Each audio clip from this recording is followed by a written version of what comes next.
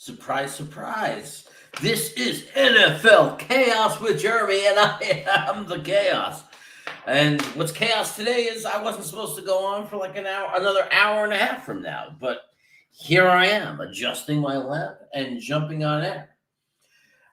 We're going to have an exciting show tonight because um, Jacob, who you may have seen me do predictions with on a prediction show, is going to be popping in a little bit later. And he is a fantasy football YouTube content provider, but also a diehard San Francisco 49er fan. He is going to talk about a couple of things. He's going to talk about, obviously, the upcoming game, how he's feeling, kind of give it, we a lot of us, if you're watching this channel, you'll get to see a little bit about, you'll see Peo time in the chat, you'll see how he feels about the Rams. We're going to get a look at the other side of the coin and see how a 49ers fan feels about the upcoming game, see if he is just as nervous as the Rams fan we know, and how much of a surprise it is where they are. He's also going to talk about the 49ers rebuild, which is interesting to us, right? It's interesting to talk to a 49ers fan because he was, as we know, he has lived through the Shanahan, the West Coast offense, Saleh leading the defense. He lived through that rebuild that brought the 49ers to a Super Bowl a couple of years ago and has them within a game of the Super Bowl again. Instead of Zach Wilson, their savior was supposedly at the time Jimmy G. As we all know, he went to the team, and the last 7 games of the year, he went on some kind of crazy, I think they won all 7 games to end that season, filling them with of hope and calling him the next Tom Brady, and certainly at the very least, calling him their next franchise quarterback. We got a franchise quarterback. They were really excited. And it didn't take very long. A few years later, here we are, and they can't get rid of him fast enough, and we're thrilled to trade up and get Trey Lance. But they have Trey Lance sitting on the bench, and they have Jimmy G. He might not be the number one reason why they're made this NFC Championship game, but they certainly got there with him. And he's had some good moments this year. He's played well at times this year, obviously, for them to have made the playoffs. It's going to be interesting if they actually make the Super Bowl. It would be very interesting next year. Imagine they didn't win the Super Bowl. So they go on a Cinderella run. They avenge their loss from a few years ago to Kansas City. They beat them in the Super Bowl. Here we are in 2022, and the San Francisco 49ers are the Super Bowl champions, and they go into the spring, and the quarterback who has the ring might not be there. And if he is, you have Super Bowl winning quarterback, twice in 4 years in the Super Bowl quarterback, and rookie quarterback who you traded 3 first round picks for. Kind of interesting. Interesting scenario. Kind of crazy scenario. So it's going to be interesting to talk to him, find out how what his take on all that is. But more importantly, maybe to provide Jet fans, I'm going to do my green bean kind of talk here, maybe provide us with a little bit of hope. Maybe through his story as Jet fans, it can give us hope in our rebuild. Is that a good green bean? Maybe not the best green bean impersonation, but it's a green bean impersonation. So you never know. He might give us that. We'll find out. His name is Jacob. He's done some shows. If you look at some early videos, I was doing some prediction shows that we were airing on, I believe, Wednesdays. Wasn't generating that much interest, to be honest, and the season was coming to an end anyway, so we kind of scratched it, gave it the boot. Maybe we'll reboot it next year in some different, unique, refreshing form. Maybe it's the kind of show that I need to build up the channel for a while, and then all of a sudden people will start caring about a prediction show. But not the most popular show, so But Jacob is an amazing guest. He's really bright. He knows a lot about football. He's fun to listen to. He's really good at this stuff. And you know how much I rely on somebody who's really good at this stuff to come in and be here so we can take away from the attention that I'm not very good at this. And he will talk to us about those things, about the 49ers. So we're going to have that amazing experience later on tonight. I know I came in right now unannounced. I was supposed to come on at 10:30 tonight. So a lot of people are going to say, what the, you know what? What is he doing? Why is he on right now? Be honest, wife's working out and doing some schoolwork. You know, she goes online. She's changing careers. And I figure if I start now and he joins me at that time, then I can finish earlier and have more time to hang out with my wife. So I figured since we're not hanging out right now, I may as well come on right now and get this, content out there. And hopefully some people catch on that I'm on and join. It hasn't happened yet, although there is somebody out there watching. So I'll give it some time before I get into anything juicy. There is some news out there, as you may have heard, if you're a Jets fan at least. The Senior Bowl is now going to feature some Jets coaches, but it's not going to feature Saleh or LaFleur or Umbrick, the defensive coordinator. It's we're going to have our assistant coaches coaching the team, and we don't know what that means yet. We don't know if Saleh and LaFleur are going to be there, observing, not only letting their coaches get experience, but maybe they're going to be there observing to see the interaction between the players and the assistant coaches. We don't know. Maybe it's because Saleh wants to actually spend time with his kids, because he's going to have to get busy soon working, and maybe he's not even going to be there at all. So we don't know. We're going to find out. And of course, the person that is here is my good friend John Post, who's watching but cleaning up the kitchen after dinner. That's what I did wrong. I'm on too early. Everybody's just wrapping up dinner. No, that can't be. It's 9:14. Oh, here he is. It just took some time. But Jets gang. Actually, is this your first time here? Because I couldn't believe it when I'm on Green Bean, watching Green Bean Show. I'm backstage, and Jets gang's like, Jeremy, you have a channel? And I'm like, for 2 months. We've been screaming about it. But I don't know if you were just joking around or not. Like I said, yes, okay. Oh, it's your first time. Okay, cool. Welcome. So I was supposed to go on in about an hour and 15 minutes from now. I have someone joining me at 7:30. We were supposed to start at 7:30. We're going to have him on talking about the 49ers. So, and I find it very interesting because there's, as much as it annoys Gitmo Bob when we talk about the 49ers and the Jets, the comparisons, you can't help but make those comparisons. The comparisons are just there. We poached their whole coaching staff practically. Our coaches are, our offensive coordinator, our head coach, obviously. And we poach former players of theirs that Saleh likes or LaFleur likes.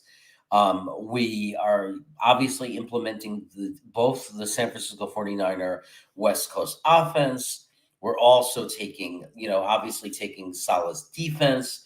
So, and they also went through a process. The Niners, of rebuilding that they were there for, that those coaches were there for. So it's interesting to talk to a 49ers fan just from their perspective of what that was like. Like, what were they thinking about Shanahan when he came in, and LaFleur, and these guys, and the West Coast, and the defense, and how long did it take, and were there doubts, and all those kind of things. So we'll find out. With Devil gone, I don't know if the Dolphins get McDaniels. Yeah, that's it. The whole coaching thing is crazy, right? I honestly thought the Giants were going to get Flores. I I don't know. Did Flores end up? He's interviewing probably, but I see all these teams hiring coaches. Where is Flores going to end up? And are you going to tell me that he's going to end up without a job? Because that sounds absolutely insane to me. The thought that there's a possibility that that Brian Flores could end up without a coaching job. Just unbelievable. So McDaniels, you think is going to Vegas? Oh, so they're not going to give the interim coach a chance, even though he got them as far as he got them with crazy adversity.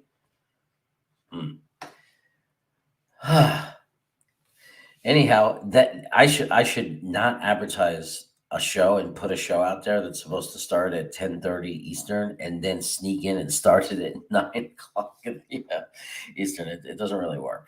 I hope Dolphins won't be the Miami Jet. I hope then Dolphins won't be Miami Jets. Well, don't we want them to be the Miami Jets? If it's the Jets of 2017, 18, and 19, that would be good if they became those Jets. But we'll find out. Anyway, wow, I got a long time to kill before my guest gets here. So Senior Bowl, looking for positives from that. I was trying to get Green Bean on here. I don't know. There's a chance he'll come later. I told him and sent them the link and an invitation to join us because he came out with a video. That was actually how I found out that Saleh wasn't going to be the head coach in the Senior Bowl. I saw the video and I was like, oh my God, is it clickbait? Is Green Bean playing clickbait and just trying to get me to click and get people to click on his video? Or is that true? And then I watched it and I watched Green Bean say he's trying to find some positives. I'm trying to find some positives in Saleh not coaching the team, and he goes, what? And one of the things was maybe it'll put him in a position to watch and observe. I don't know. Maybe they don't value it as highly, or maybe they just trust their assistant coaches, which is a good thing too. That could be a positive that they trust those. Their whole staff has so much trust that they don't even have to be there. They could let them. They're going to trust whatever they say. They're going to trust their opinions. So, OC from Bucks, yeah, that's possible. You guys talking coaching is already. We got mess in here. What's the third thing coming on later? I'm sneaky. I was gonna come on later, but what happened was my guest is coming at 7:30. Yes, it was gonna be 7:30. You didn't miss anything. I'm just kind of messing around. At 7:30, my guest is gonna come. He's a San Francisco 49ers guru. He's a football guru. And we're going to talk San Francisco 49ers and how, and the connection we have, as far as the coaching, the schemes. He's going to talk about the rebuild there and what we could expect in our rebuild, maybe give us some hope, calm us down, because we see the success of the San Francisco organization. It may have been a bumpy ride for them because of injuries and quarterback getting hurt and having to trade up for another quarterback. And there's definitely adversity in San Francisco, or I should say Santa Clara, because that's where they are now. But at the same time, they are in their second Super Bowl in 4 years. And boy, would we love that. Or within a game of their second Super Bowl in 4 years. And wouldn't we love to be in that kind of position? You should put up a reminder for the show. I don't know how to do that on YouTube because the problem is I don't have a community page yet. I need to get to 500 subscribers to communicate that. But it's okay, man, because I'm going to go. When everybody tunes in at 7:30 or 10:30, I'll be here and we'll have the guests come on and we'll have the normal show. So I figured that organically you guys would slowly see that it was happening and join. But I'm not doing any of the good stuff. I'm not doing any of the drafting yet. I'm not doing any of the guest is not going to be here. So no one's going to miss anything. I'm just going to hang out with whoever happens to pop up. We could just, shoot the shit and, talk Jets and do whatever. And then I'll save those kind of things for later. Sound good?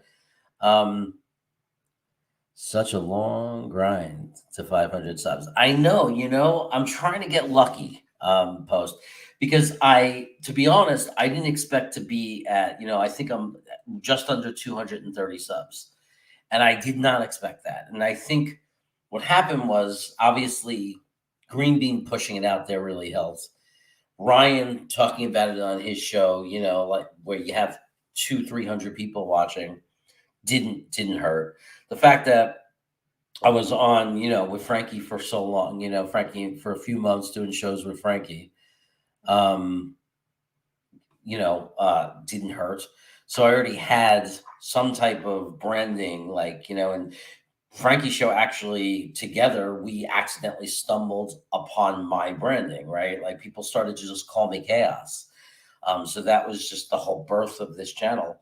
So I don't know. Like I don't know what to expect. It kind of happened so fast that I got to 230 pretty much. And I don't know what the ride to 300, to 500 subs is going to be like. I don't know if it comes from one lucky video getting really hot and then people subbing. I don't know if it's just the YouTube algorithms. Like I'm going to hit a point where I've done enough shows consistently enough that they make my algorithm show up better. Like I don't know how it works. So I know a little. I mean, my niece works for them, for God's sakes, but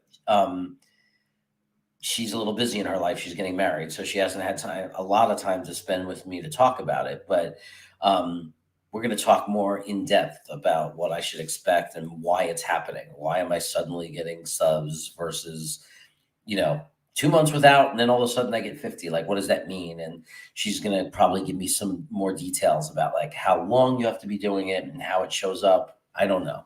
But there's also a percentage rate, right? Like how many people find one of your videos and actually hit the sub button. So there's all kinds of things that you have to consider. Since you're not doing anything good, then have a bite to eat. Well, one of the things I promised my wife is I would stop eating so we can cook something together after the show. So we were going to have a late 9:30 dinner. For me, 9:30 my time, because I figured go on 7:30, plan for 2 hours, and then we are going to cook food. And then I realized that's a little late to be cooking food and everything, because although I want to stay up late on a Friday night, I wake up. I'm at work at 5:30 a.m. guys all week long, so it's kind of weird. It's kind of hard to stay up on Friday nights that late. So I figured, come on now while she's working out and doing schoolwork and things like that, and then my show ends a little earlier, and we can then cook and eat then. So I don't want to disappoint you, Mess. I ate a lot. I just ate 2 bags of snacky snack kind of things, like extra fiery hot Cheetos, little bag of Cheetos. Wasn't that hot. A little bit of Doritos. What else did I eat? What else did I munch on?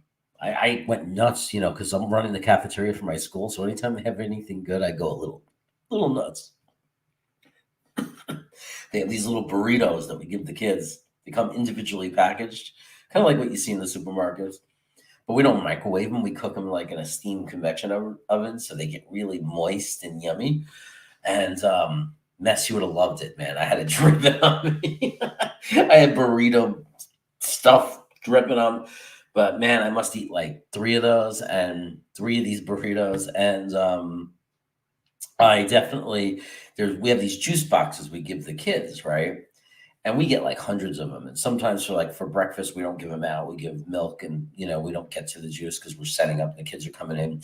So sometimes we get like stacks of extra juices, and I must suck down, I am not kidding you, 15 of these little juice boxes a day. Like if I stop that, I'd probably lose 3 pounds a day. Like my body's so used to getting all this juice. So it's kind of I'm making it to 2 shows without a notch. It's not really 2 shows. I'm not going to do 2 separate shows. We're going to connect this. I'm going to wait for this guy to join. So at one point we had 5 people in here already. I don't know how we did that, but maybe because I feed this to Twitter, so some people watch for a few seconds and they kind of just dribble away. Anyway, I don't know. We got some time. You want to do a draft? Do you want to do a draft? A Jets draft right now? We can. Although people will join and be pissed, like Owen will come on and say, "Man, you came on early and I missed a draft." Do you want to see a draft? I'm not doing. By the way, I'm going to have a new segment on the show. It's going to be called Rusty's Diamonds, and what it's going to be is a more organized, like planned ahead of time. I'm going to take like 2 recommendations from Rusty Spooner of young players in college to look at, and we're going to like watch tape on them, like I did the other day, like the other night. We're going to just play some YouTube videos, like highlights of players that Rusty names. And it's going to be called Rusty's Diamonds because I was calling them diamonds in a rough. Wait till 7:30, more people on. Yeah, I know, but the thing is, 7:30, my guest is going to be on, right?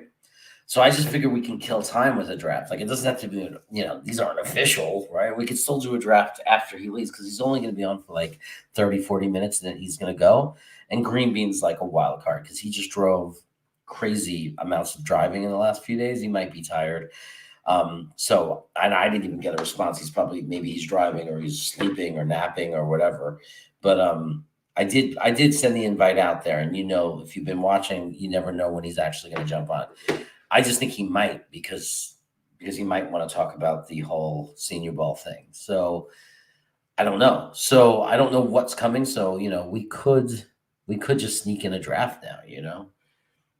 Did your video get flagged for showing the video the other night? No, apparently you're allowed to show college highlights. Somebody had said that on the draft. It may have been Mess or Rusty. Somebody said, "No, Jeremy, you're okay. You're good."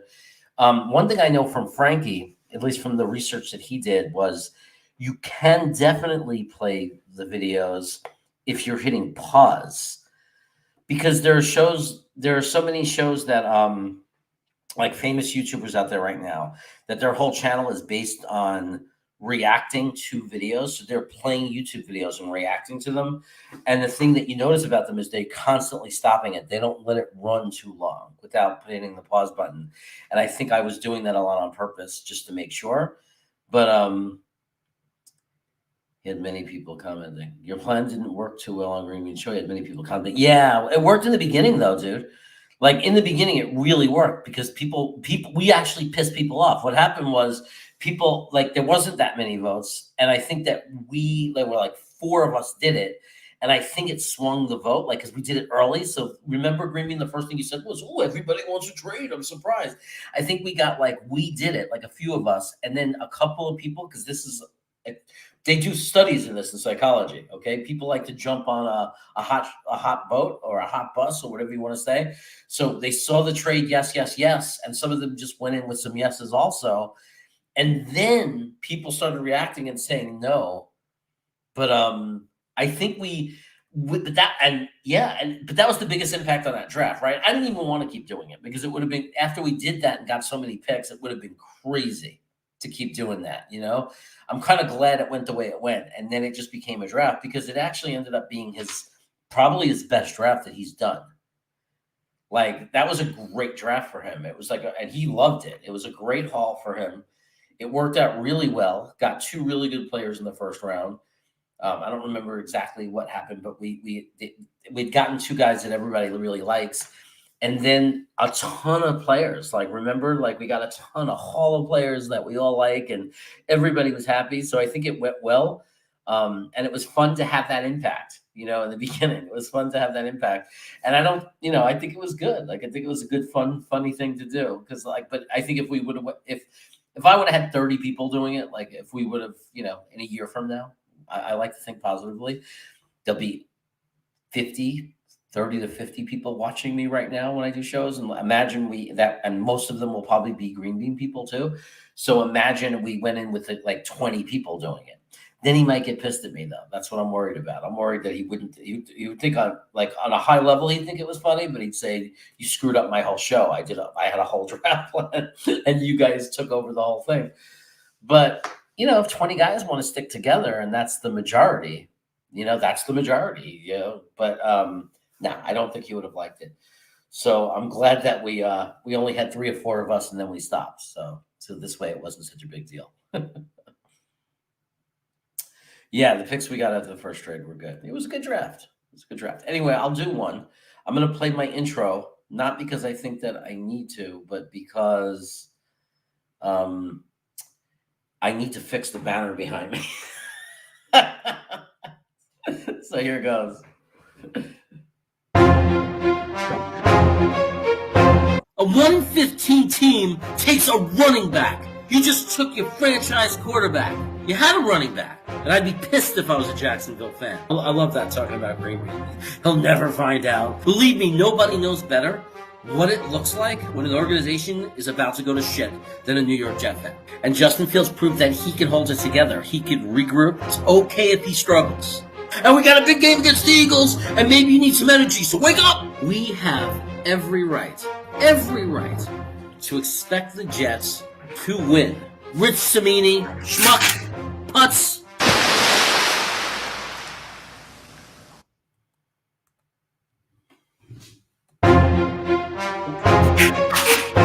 A 115 team takes a running back. You just took your franchise quarterback. You had a running back. And I'd be pissed if I was a Jacksonville fan. I love that, talking about Green Bay. He'll never find out. Believe me, nobody knows better what it looks like when an organization is about to go to shit than a New York Jet fan. And Justin Fields proved that he can hold it together. He can regroup. It's okay if he struggles. And we got a big game against the Eagles, and maybe... Okay, enough of that. I had to play the second time because I had to get the roll of tape, and I had to find the scissors. And oh my God, you guys living it with me, man. I don't hide a thing, do I? It's just, you know exactly what's happening. You guys know that there used to be white dots behind me, and I had in one day, I ran up here in a panic and said, no more green screen, ripped it down, painted over those dots. My plan on those slats, because they're slanted, is to literally, like around me on the left and the right, on those slats, because it's like an A-frame, right? It's an upstairs attic, is to put like different posters and stuff. Or I'm thinking just maybe off the ceiling behind me, I might hang on both sides like two banners that hang down. I haven't figured it out yet, but I'll take any suggestions. Any suggestions you have, I will take and accept. Block that user. Okay, I don't know what that spam is because it doesn't mean anything. Like, so I don't know the purpose of it. I don't know if it's like a spy bot kind of thing, where if you react to it, then it sends more. Like, I have no idea. It's just like it says yum all the time. Every Jets question to put up on answer. Every Jets question Watu puts up, I answer lightning, Lee Cravat. I love it. My brother loves it. He's like, he was a big football fan when we were kids. I mean, he's my older brother by, 7 years. I mean, he taught me about football and, and all that, but he's got busy with his life and wasn't into it. And I actually brought him back into football, got him into the Jets, but with, when I started going on the different shows, and it got him interested, and now he's in on the Jets. He watched the whole season with me, online or whatever. He was like following Green Bean on Jet Nation, watching me watch the Jets. So he's in. And he's really happy that he, like, Jets mess, you're making his day. Like, you're making him so happy that you're doing that, because it's like, like he's being accepted into the channel and everything. And like, he thinks it's really cool. Are we going to see a trade before free agency? I don't know. That's a tough question. I don't think that we're going to trade draft picks before free agency. You see, that's the thing. I mean, we could, don't get me wrong. I'm not saying it's impossible. I'm just, my guess, my gut tells me, I guess my gut tells me that because I wouldn't do it. Like, certainly not for, right? Because we don't know. Like, we don't know if Thibodeau's going to slip or not. So they would have to really give us, there'd have to be some ridiculous, insane trade offer to give up for. Because if Thibodeau was to slip to 4 and we had traded it, I think we'd be really upset. And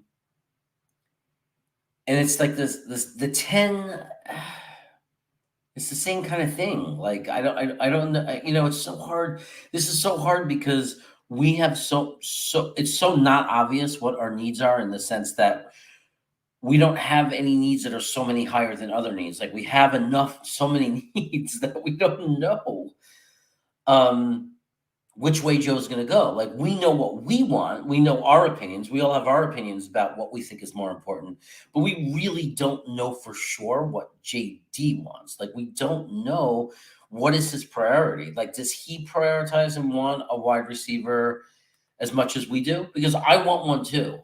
Like I want another wide receiver. Like I think it would be great to have Elijah Moore, you know, coming into his first of all, you need three because not because two isn't enough. You need three because people keep getting hurt. Like, right? We need to have three just because we have to assume one's always going to be hurt because that's what happens to us. But Elijah Moore's a certain kind of receiver, where I think he's gonna have big plays and it's exciting and it's fun. And I don't, Corey Davis. I think he's a nice target that Zach likes. But I agree. I would like that big 6'3", 6'4" Traylon Burks, London type of receiver, like our historically like our new Altoon kind of thing. I think it would be really great. But is that more important than a linebacker or a safety? But those could be later rounds. But first round, is that more important than, you know what I mean? It's like hard to just decide. Like it's hard to know what JD is going to value because the last thing they said at that press conference is you got to win in the trenches, right? Is that a signal? Is that a sign? I don't know because he could take Zion Johnson in the second round and address right guard, and that's addressing the trenches. Like that wouldn't go against what he said. So it's like when he said you have to win in the trenches, was that we're going to just go first round picks, defensive and offensive line? I don't know. Are we going to attack defense harder because the defense, was so inconsistent and they think the offense is already good enough, like to grow the way it is? I don't know. Like there's so many, it's just like opinions. So it's a really good question, but I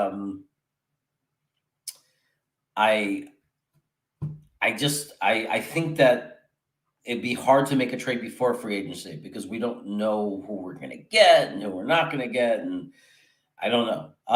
Unless it was a trade like where maybe we're trading some draft capital and getting that star stud that we want. Like it's, I don't want to give anything too high for Ridley. I'm very opposed to trading anything. Like any of the first four picks, I would not trade for Ridley. He's going to be expensive soon. He's a big question mark. We've had bad luck as a franchise. I'm afraid that he would end up not playing, and that our gamble would fall apart on us. Like it's a gamble, and I don't think we're in a position to gamble. I don't think we can afford to gamble.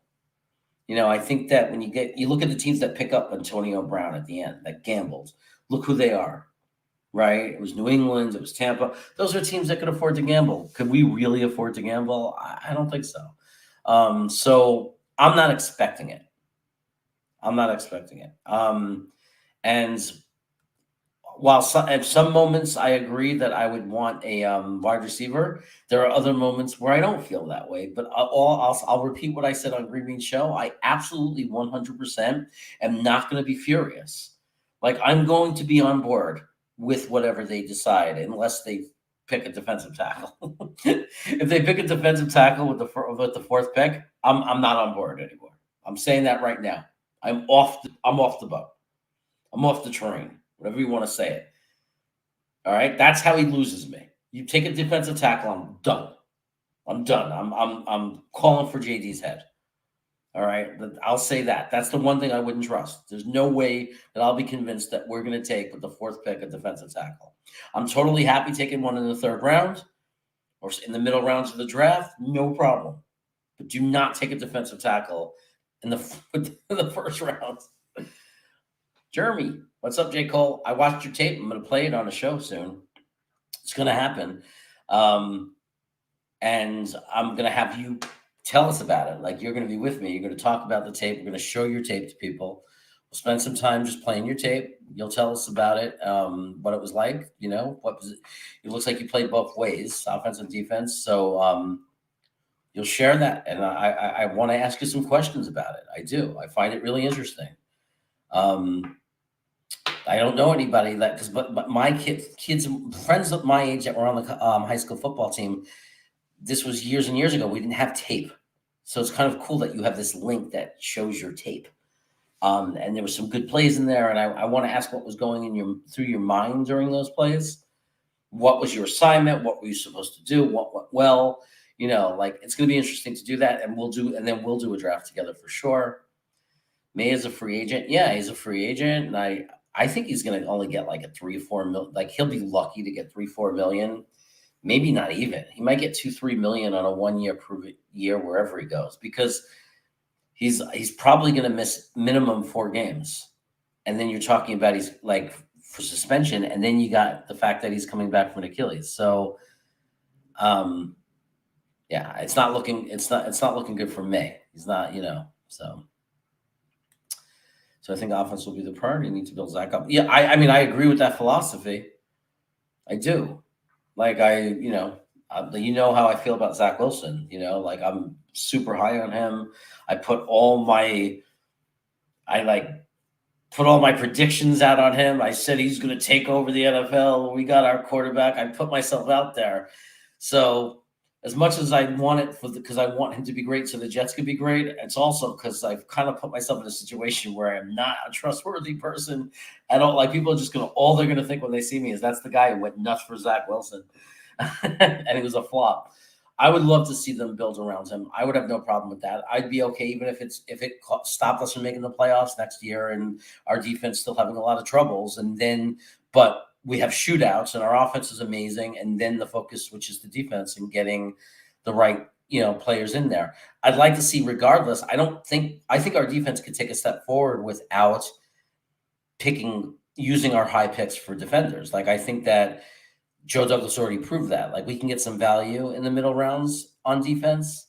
Maybe one of the 4 goes to a defensive player, like a linebacker or something. And then obviously Carl Lawson comes back. We have free agent money, so maybe they sign somebody. So we could still flip around that defense or at least take a big step forward without really completely addressing it. Really build up the offense, right? Like really build up the offense because it's close right now. You get a tight end and a guard and a receiver in there, and we're golden as long as Zach works out and gets better. So I don't know, like it's not a bad strategy. Like there's nothing wrong with continuing to make the offense the priority. Because to me, it's like we're not really going to be a contender, like serious one, maybe for 2 more seasons, maybe after next season, the next season after that, maybe we make a run like Cincinnati did. I guess that's possible. But for next year, I think that we could still afford to think 2-year process, like 2 more years in the process as far as drafting.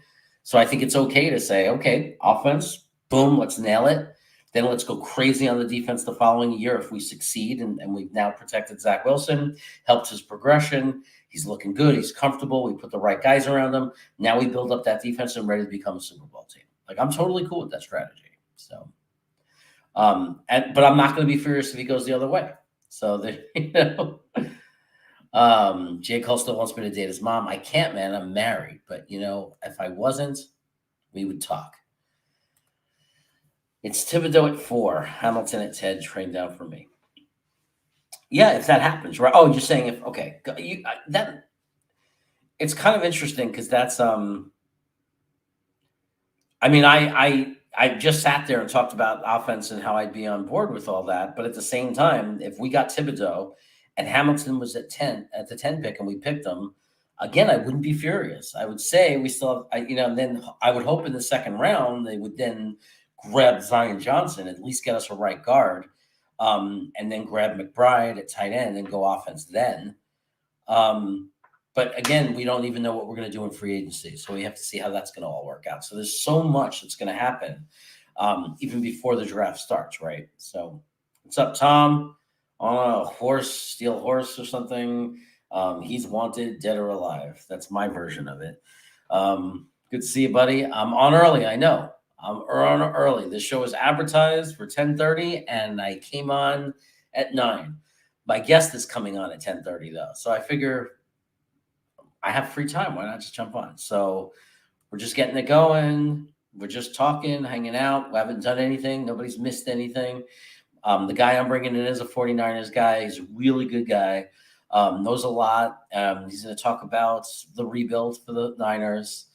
So we, something that he can relate to what we're going through. Tell us what it was like for him as a fan for the Niners when they were going through this process.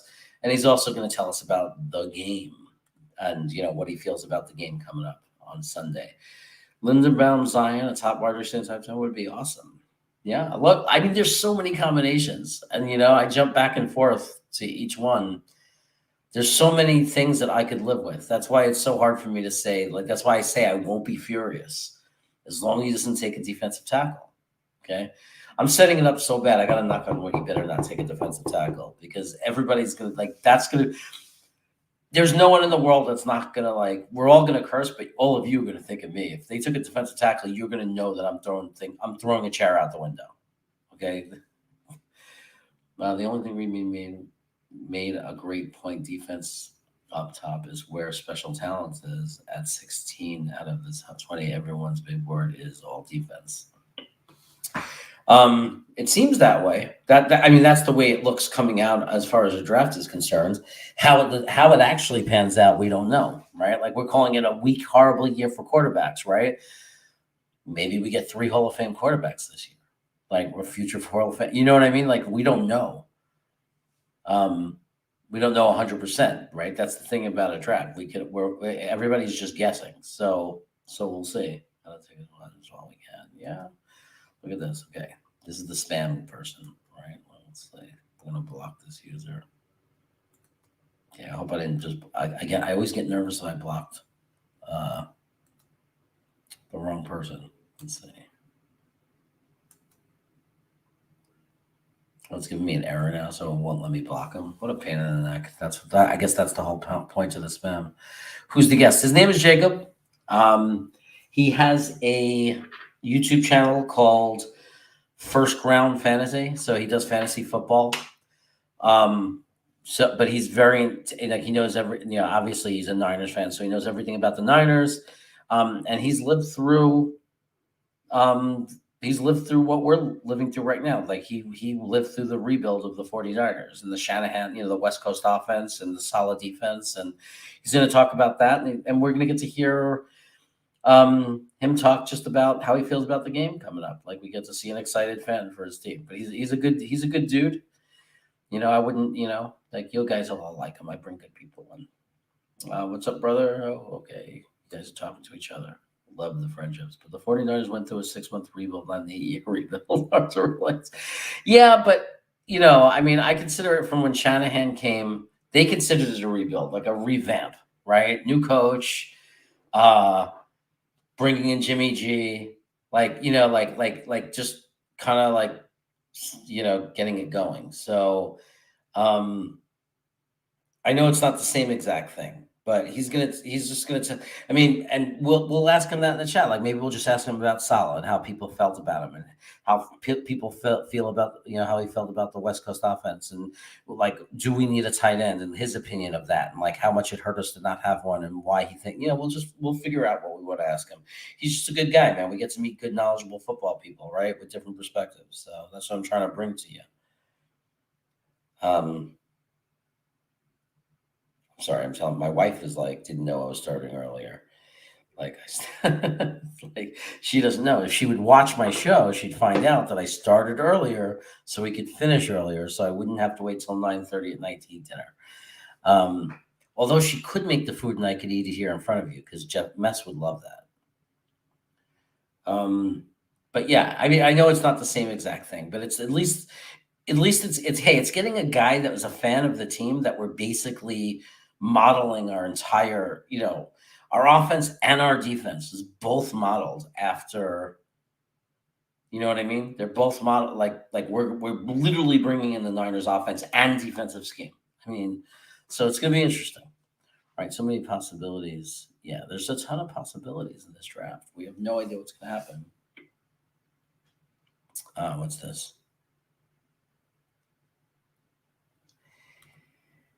No, I don't use Skype, J. Cole. What's going to happen is I'm going to send you a link, and as long as you have a computer with a camera or a phone with a camera, um, you're going to hit the link. It's called it's a technology I use called StreamYard. You're going to hit that link, and you're just going to be on, kind of like a Zoom call or a Skype call, but everyone's going to see you, and we'll do it like within the next couple of weeks, maybe even next week. Okay, so but I need to prepare for that. So it's gonna happen, dude. And we got like 13 weeks to the draft, but I'm not gonna make you wait that long. We'll definitely get it going. We'll probably next week because I don't plan that far in advance. It's not like I got guests locked in for the next 8 weeks or anything. I don't. So um it'll happen. It'll happen soon. And I'm excited to play your tape for everybody. I think it's cool. It's like just so you guys know, J. Cole had sent me his high school tape. It's like it's a highlight reel of him playing, and I just think that's cool. So we'll do a draft together, and we'll talk about that. Ask him about Arden Key. Okay, yeah, I actually had another. I'm in Sacramento, so there's a lot of Niner fans, and I actually did ask a couple of other 49er fans about him, and they think that they're going to try to sign him, but they obviously can't break the bank signing him. So it's an interesting situation for them. Like because, but I don't think they're gonna. Both guys I talked to don't think they're gonna franchise him. They can't tag him. I think they have somebody else they have to tag. So that's hopeful. But the fans like him. Niner fans like Arden Key. Okay, they like him. It's not like we're the only ones that notice. They notice him getting the sacks and doing really well for them. Yeah, that would be cool, right? I remember the one that ended, I think it was the 88 one that ended with John Taylor making this pass, making the touchdown, not Rice. Rice was the decoy. I mean, Rice was automatically a decoy, right? I mean, anybody that played opposite of Rice had a perfect decoy because you had to double him every time. But hard to forget that game. That was a great game. And plus, they had a great game during the season this year. So. Yep, I'll email you, man. I'm gonna send you that link. I was gonna send it tonight and just do it tonight, but I said well, I don't think I'm ready because I have this other guest coming. So I didn't. I felt like it was too rushed, and I wanna watch your tape one more time. I watched it at work on my phone, so I want to watch it on the big screen and everything, so I can prepare questions and what we're gonna point out and all that kind of good stuff. All right, we're gonna do this professionally. So Cole wants to make you soup, Garrett. So to end the beef, Cole wasn't J. Cole, you weren't the guy that was asking everybody about soup, right? Were you the soup question originally in Green Beans chat? Is that why you guys have beef? I don't remember or whether or not that's true, but like I remember there was a lot of stuff going on about soup. I don't even know what it means. So you guys are talking about something I have no understanding of. So, has anyone? Obviously, there's like another meaning to soup that I'm not aware of. I thought he was just like obsessed with the food soup, and Jets Mess would tell you that makes sense. That I'd be thinking that you're talking about food because that's all I think about. I got to look over your chat, Tom. Um, Okay, guys, don't fight. Come on, be nice. Don't fight. Has anyone watched tape on Karliftis? Out of all the top defense, and he makes me the most nervous. Based on that, he only wins with power. I'm gonna watch some more tape on him. I watched him play live. He didn't do anything in the game that I watched live. Like nothing really happened. Oh, well, knock it off if you're making fun of his name. That's really stupid. That doesn't make any sense. Why would you make fun of somebody's name? Uh, I mean, we quote Bon Jovi songs because it's on Bon Jovi's name, but I guess some people don't like it because they've been dealing with it a lot long. Like, look, I've had Jeremiah Was a Bullfrog sung to me like 1,000 times. He's saying, no, I'm not. Maybe he really likes, I don't know, man. I can't believe I'm getting caught into this. Okay, has anyone watched tape on Curlin? Okay, so where was I? So I'm gonna watch tape on him, Tom. I'm nervous about him because anytime I hear raw talent, like he's raw, he hasn't been playing long. The only guy I ever knew that worked out, the only like fan that really worked out, was who's the guy that worked out? Pierre Paul, whatever, for the Giants. He was that kind of pick. he was a guy who hadn't played a lot, um, and just turned out to be a star, like a great pick, but it was a risky pick.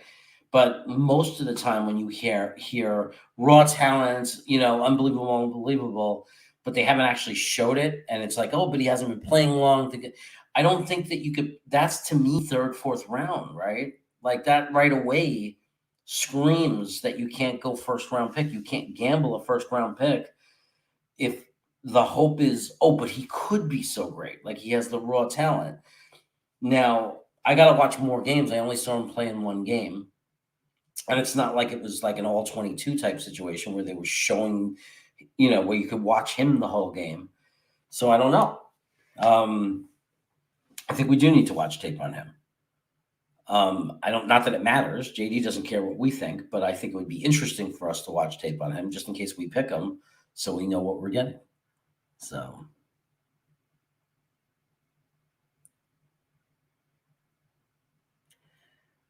Right. So, okay. Yeah. Okay. So as far as your soup stuff is, I didn't know of it making fun of a name. I thought he was like doing something in the chat that annoyed you. I didn't even remember that you were the one that was annoyed, Garrett. I remember somebody was annoyed with him. He was kept on asking about soup. But let's just not bring it up anymore. Well, unless it's something I'm going to be eating. I probably won't. I probably won't be eating soup though on this show anyway, because how would I do that? The slurping, it would be kind of weird.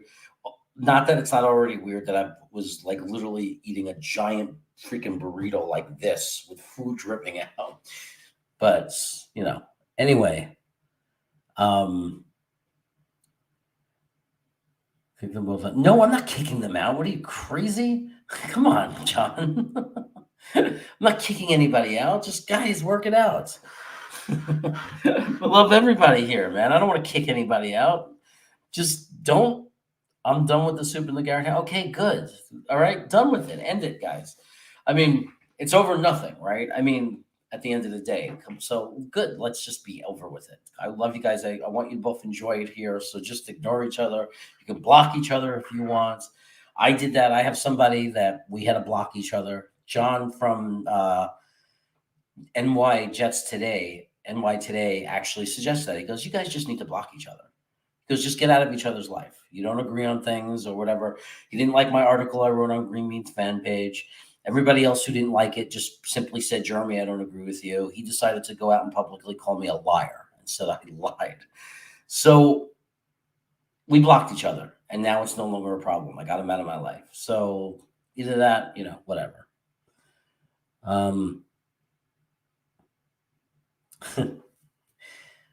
That's actually kind of funny.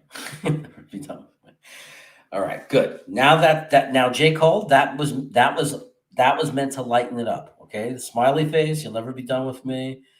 It's all good. I just did that. Thanks for the tip. Oh, you blocked somebody that you were fighting with or something? I hope you didn't block these guys, John, because it's just, it's just a silly thing. But it's a silly thing that would never happen in real life. I don't think. There's so many things that happen online through texting and chats and forums that would never really happen in real life. So, But anyway, let's do a quick draft. Well, it's 7:00 now, so I really have to do it fast, like fast draft. Okay, we're gonna do a fast little draft while we're waiting for my guest. Let me share screen.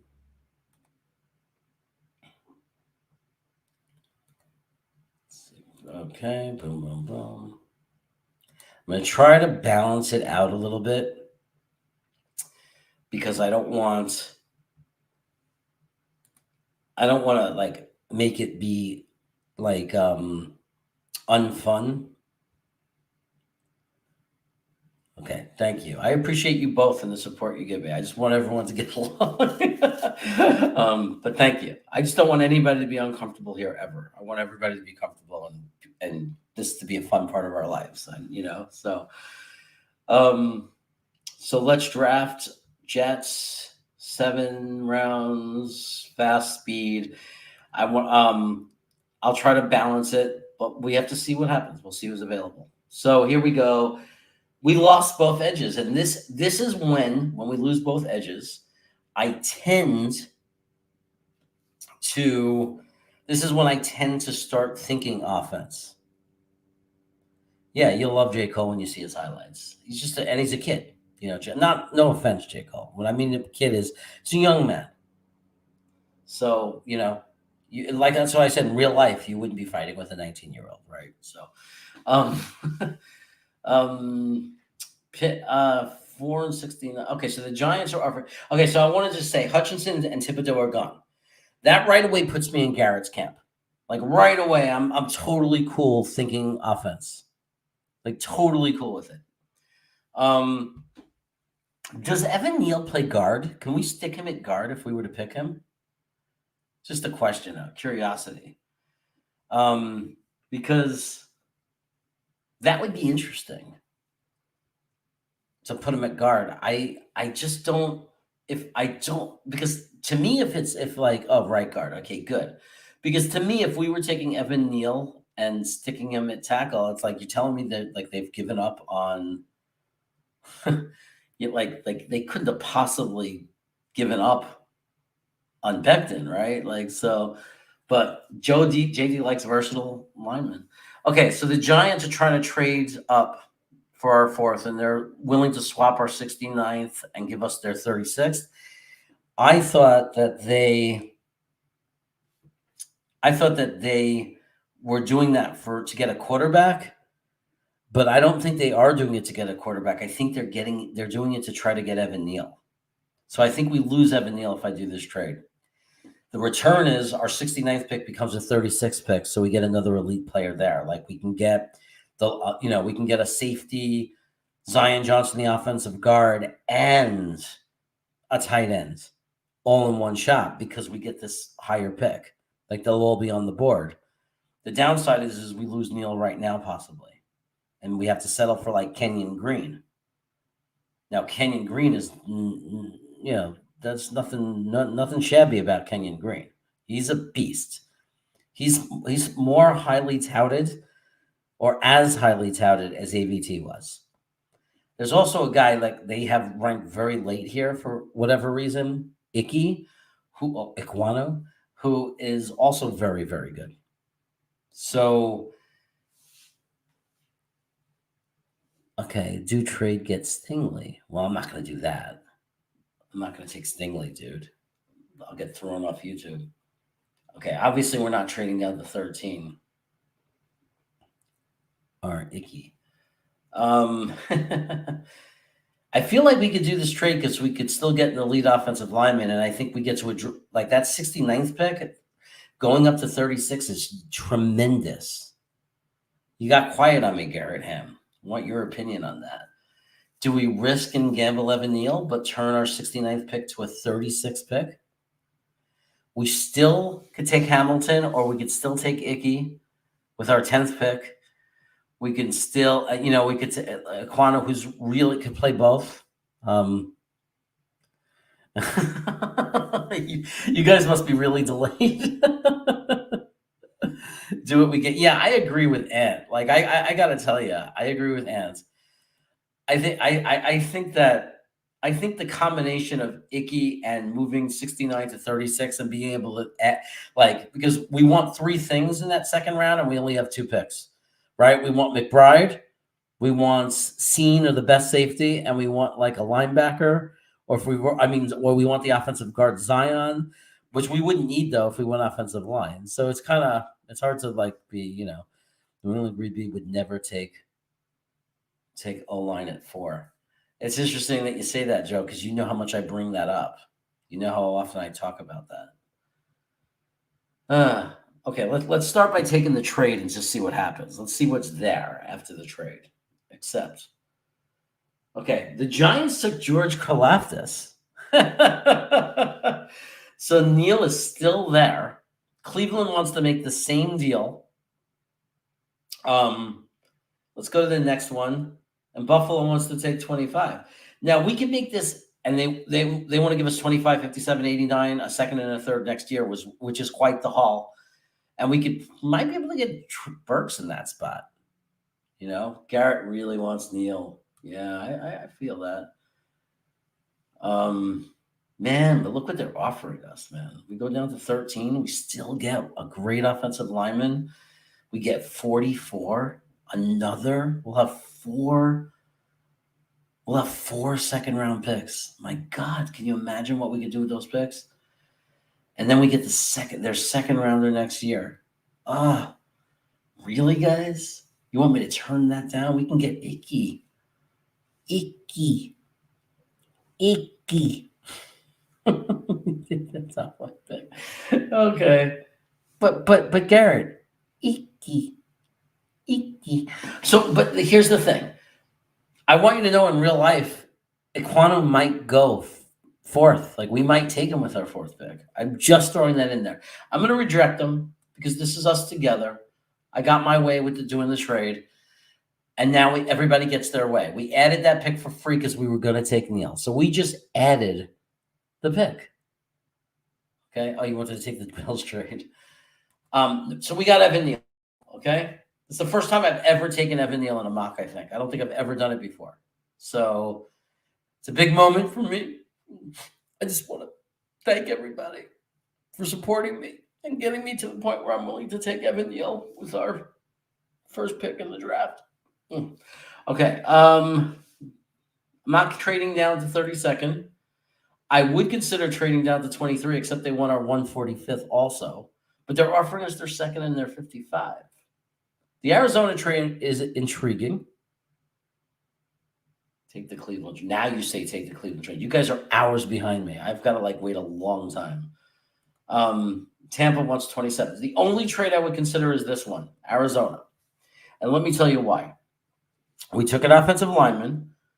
We could trade down, and we could take Nakobe Dean or Lloyd or Traylon Burks. Okay, I think the other wide receiver, Garrett Wilson's off the board. So it's not like we're you're saying don't trade. You really, but where they are doesn't affect how good of other draft boards have Traylon Burks as a top 10 pick. We need a wide receiver. We don't draft a big name. Yeah, but we can get Traylon Burks though. Garrett, are you not big on Traylon Burks? Let me know.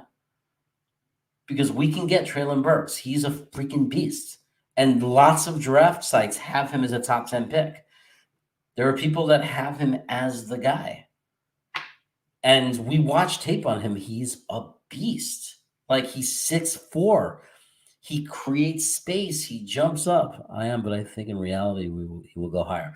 Okay, so you're not playing the board. You're being more of like a green bean, trying to be fair and realistic.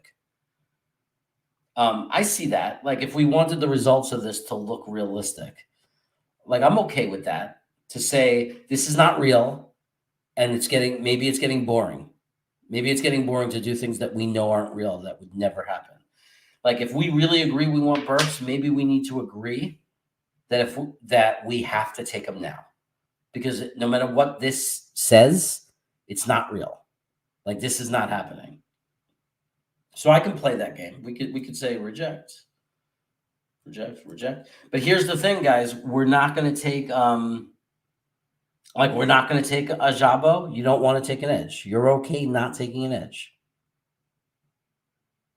Offer them a 6th next year and later pick for a 1 from Arizona. They always reject that stuff because they do it by points. Okay, so now the question is, since I let you talk me into it, for a wide receiver, which wide receiver do we take? Are we going to go ahead and take Burks?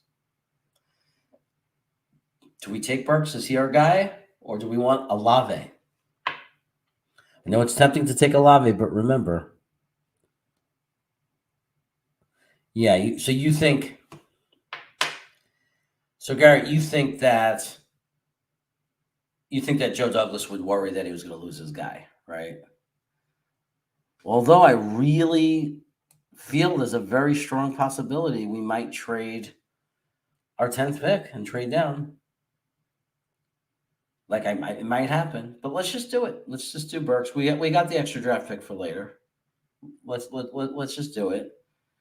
We don't got time to do too many trades too. I got to get moving because my guess, we only got 20 minutes. So no edge, right? Screw edge. We'll just Okay, we're not trading down to 60. We're not trading down to 105, even though Carolina is offering a first pick, and we do have 3 picks here out of the next 4. So to give away one of those picks and go back to 105 instead of being 69th, right? It's like we're trading our 69th pick because we got Neil. We got the guy we wanted. Right now, it's really like we're trading our 69th pick for Carolina's first round pick. Right? We go all the way down to 105. Not really. It's like we're trading our 69th for their 105th in a sense.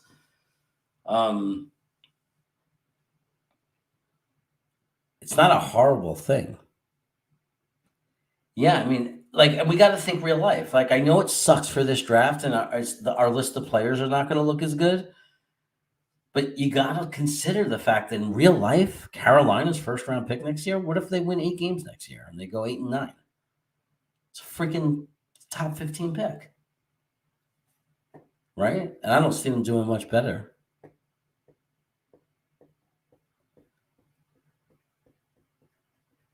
Yeah, I like that too, Ant.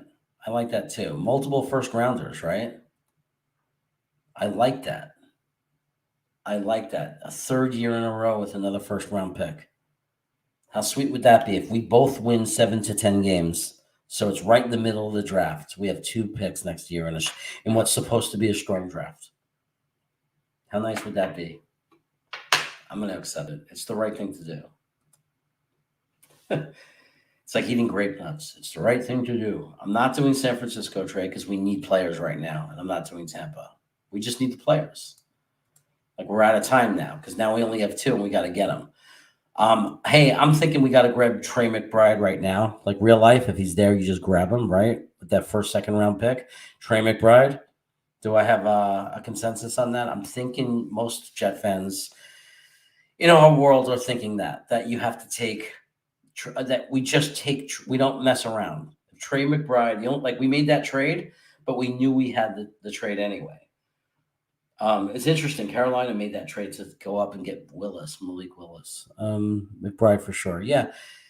Kingsley, yeah, we could take Kingsley, but I don't think the problem with taking Kingsley is if we miss out on McBride, that's worse than anything. Like to me, that's going to be the worst, most painful thing, and it's our biggest need. And we could talk about Kingsley with our next pick because there's a good chance he'll be there.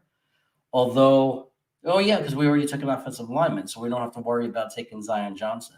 I think we have to grab McBride. I honestly do. He might not even make it to us. He might be gone in the first round. I mean, to me, in my opinion, the cool thing about taking McBride is to me, I honestly believe and feel because I believe the draft boards that have him in the top 30. I believe we just got 3 first round picks just now. Like that's how I look at this. I look at it like we got 3 first rounders because to me, Trey McBride is a first round pick. He's the best tight end in the class, in my opinion. All offense, right? So do we have to go defense now? Are we allowed to go defense now? Hey, we could take that 105. This is hysterical, and we can make it a 73 and get back to where that's 69. Like we can get back to that area again. We can go up around, and we only have to trade back like 5 picks. Let me see who's available before we do that. Who are we putting at risk? Okay, we don't care about the top of the board. I don't care about cornerback, running back. I don't care about. I mean, as much as it would be cool to have Isaiah Spiller, it's just not realistic right now. We don't need a wide receiver because we already did that. Drake Jackson, edge is a possibility. Zion Johnson, we don't need now. Kingsley Engabert is there. And let me tell you something. I don't know if George, the Greek god that just went to the Giants with our 4th pick, I don't know if he's that much more of a sure thing than Kingsley. I don't know that there's that much of an advantage. Like I think that Engabert might have might have just as much of a chance to be an impact edge as George Khalifas does. He plays both. He's such a good athlete, this guy. Both position. Plays the game as if he can picker. He's good.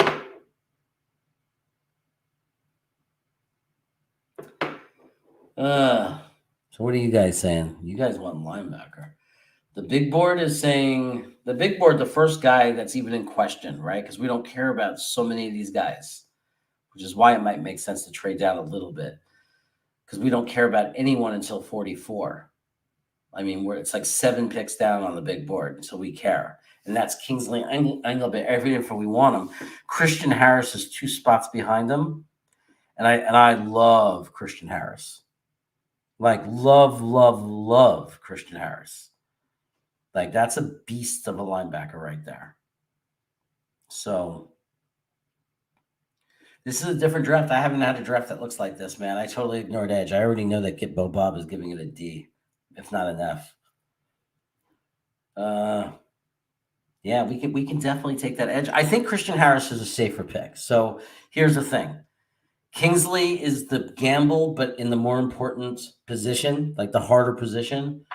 Christian Harris is the safer pick. Like Christian Harris is going to be a very good linebacker in the NFL. I'll put my name on that. Like I'll stamp that. I have no problem. I'll stamp that, man. Christian Harris, I've watched enough of him. So I don't even know why he's that far down the board. All right, let's just take Christian Harrison. I want safe picks too. I want players that are going to pan out. I don't want to throw dice. I think the Jets, we need to hit on our picks. Nobody's going to care about what positions we passed on if our players hit. I promise you that. So now we go all the way down to 105. The good news is we have 2 picks in the next 4. So we have 105 and 108. We've already done pretty well. Okay, because what we're looking at is 4 potential Pro Bowl players. I'm serious, not just NFL starters, potential Pro Bowl players. There's no shock for any of these 4 guys, in my opinion. Evan Neal could be a future Pro Bowl tackle / guard, maybe eventually tackle. Treylon Burks, I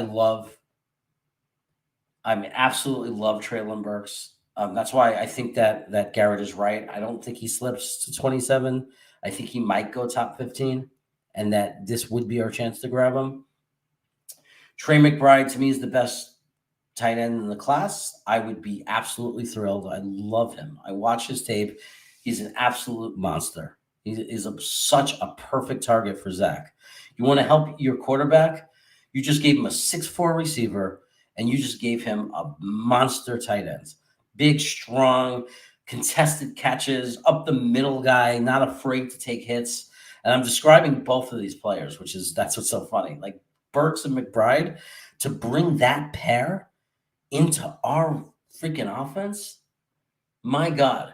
And then you get Evan Neal. So we are building the wall. You get Evan Neal at right guard. Look what our offense just became. And then we finally go defense and we bring in Christian Harris, a guy who's going to play and really make CJ's life a lot easier. Right? Because now we're going to have another tight end. He doesn't have to do it all alone. We have an explosive, hard-hitting tight end. I love it. But anyway, let's look and see what we can get now. Okay? Jeffrey Gunter is still there at 115. He's only a few picks now. Well, he's a little further than that. So Verone Mckinley is on the board. He's a good value right now. He is a safety from Oregon. He's very talented. He's good against the run and very good against the pass. He's explosive. He hits hard. He causes turnovers. So we can fill that safety spot, although we may have already filled it in free agency because it's a very easy position to find average to decent safeties. And we know that this system, with these coaches, average, good, strong safeties, just good, decent safeties can do very well. But Verone McKinley would be a very good pick here. The next person of interest, if you want a running back, Jerome Ford is there. He's the number 1 rated guy left on the big board. I'm not so sure about Jerome Ford, though.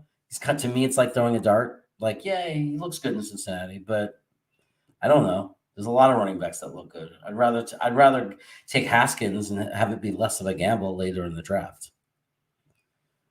It's funny that Cole is asking this now of all times, but I guess my favorite food in the draft is what's your favorite food for dinner, Jeremy? My favorite food in the world is pizza. So for the rest of your life, good, authentic Brooklyn pizza. These times we can have them later. Yeah, I think there are guys we can get later. Um, I think we went really strong on offense, and we owe it to like defense. And I don't think we're going to get two safeties in the draft in free agency. So I'm going to take McKinley because I like him, man. I watch Oregon a lot. He's going to be a starting NFL safety. I don't know if he's going to be great, but he'll start. 108, 111, and they give us a 190. I'm going to reject that. Now I'm going to hurry. What do you want to take, guys? You want to take a running back now? Jerome Ford is still there. We can grab him right now. What else do we need? We got offensive line, wide receiver, tight end, linebacker, safety. We hit a lot of the big needs. The guys that are on the top of the board are mostly running backs. Isaiah Thomas from Oklahoma is there. If you want to go edge, I already took a safety. Or are you guys that far behind me? What's up, Captain Techno? We're just doing a draft before my guest gets here. I'm just going to wrap it up really fast. I'm going to say that they love and want to take Jeffrey Gunter. Like Jeremy Cravat and Rusty Spooner hit it on the nail. JG thought just like us and fell in love with that guy. And then what he's going to do next, and you're going to love this. You're going to love this, Garrett. He's going to say, screw it. Let's double up on tight end and take Jeremy Ruckert, hometown boy. Okay. Great value with that pick. Do we have any picks left? I may have screwed us. Okay. Now we need our running back. Let's go into our offense, specifically look at the best running back left on the board. I see Hassan Haskins, and I'm going to grab him. And then at 162, let's go all and just go for the best value on the board. Sky Moore. I know there are people that like Sky Moore. I'm going to say Isaiah Polomeo because I know so many Jet fans love this kid. Let's just take him. Now we took two safeties and two tight ends. Okay, we didn't get an edge. I know there's people going to have a really hard time with that, about not getting an edge. People are not going to be happy about it. And I didn't get a kicker. But the kicker we brought in did really well, guys. If he had a different name, it was more popular. Like, and he was coming back from an injury and the team gave up on him and it was a big name and he performed exactly the way he performed, nobody would be complaining. Okay, he missed one extra point. He kicked every extra point other than that one miss, and he made every field goal. So we might have our kicker. I don't know. I would definitely want to bring someone in camp. Don't get me wrong, Garrett. I definitely want to bring somebody into camp. There's got to be a competition in every position. So how did we do? We got Evan Neal. We got Traylon Burks. I think this is huge. Okay, we got Evan Neal is, I mean, come on. Well, Panera, he's good until it means something. I don't know. I got to look at Chicago. Did he miss big kicks in Chicago? Because he was really good in 19 in Chicago before he got hurt. But maybe you're right. Maybe he missed the big ones. Evan Neal is a beast. Okay? You can't go wrong with that pick. I mean, our offensive line is absolutely ridiculous and extremely versatile. If we have injuries, we have guys who can come in. So it would be a very versatile offensive line. Where guys can move around like in an emergency. It's really good. And Evan Neal will be a Pro Bowl guard. Watch. It's an insane offensive line if we did that. Becton, Fant, Neal, AVT, McGovern in the middle. That's amazing. Oh, he had a doink in the playoff game. Okay. Trey McBride. I'm definitely I just think that maybe in the undrafted free agency we can bring in Caden York. I honestly think he might slip and not get drafted. Christian Harris at tight end, Trey McBride. So in the middle, look what we just added. We had a tight end who becomes our TE1 probably. We get Christian Harris, who's an immediate starter. So we got four starters. I believe Verone McKinley would start at safety. I do. I don't know that he's going to be great, but he'll start because we have no safety. Unless Pinnock is the real deal. We'll have to see. Jeffrey Gunter, I think, is the best start we could throw if we wait that long on an edge. Jeremy Ruckert is, McBride and Ruckert, we just bring in two tight ends. We don't have to spend money on tight ends. You got Yeboah as your number 3. Maybe you hold up. Maybe Yeboah stays on special teams, and maybe you stay with Griffin just to have a veteran in the mix. Maybe, I don't know, but Jeremy Ruckert and McBride. Oh yeah, we got like Zach will have targets. Hassan Haskins, I don't know why he's so low. I think he's going to surprise people and go a little higher than that. All he did in Michigan was look good. And then Isaiah Palomar, who it's hysterical. We're all so convinced he's going to be good. And get this, with all this talent that we added, imagine this happened in real life. We had all this talent and we walk away with the number 1 pick for Carolina next year. So next year, we already set ourselves up to have the number 1 picks. So next year, we get to add on more. I love it. Yeah, I like this draft. It's a good one. And we got to do it a different way because I usually go more defense. Then this time we went more offense. There's so many ways we can go in this draft. It's really cool. Let me see. I don't know where my guest is. No, it's 7:20. Okay, it's not that late. Okay. Let me make sure he's okay.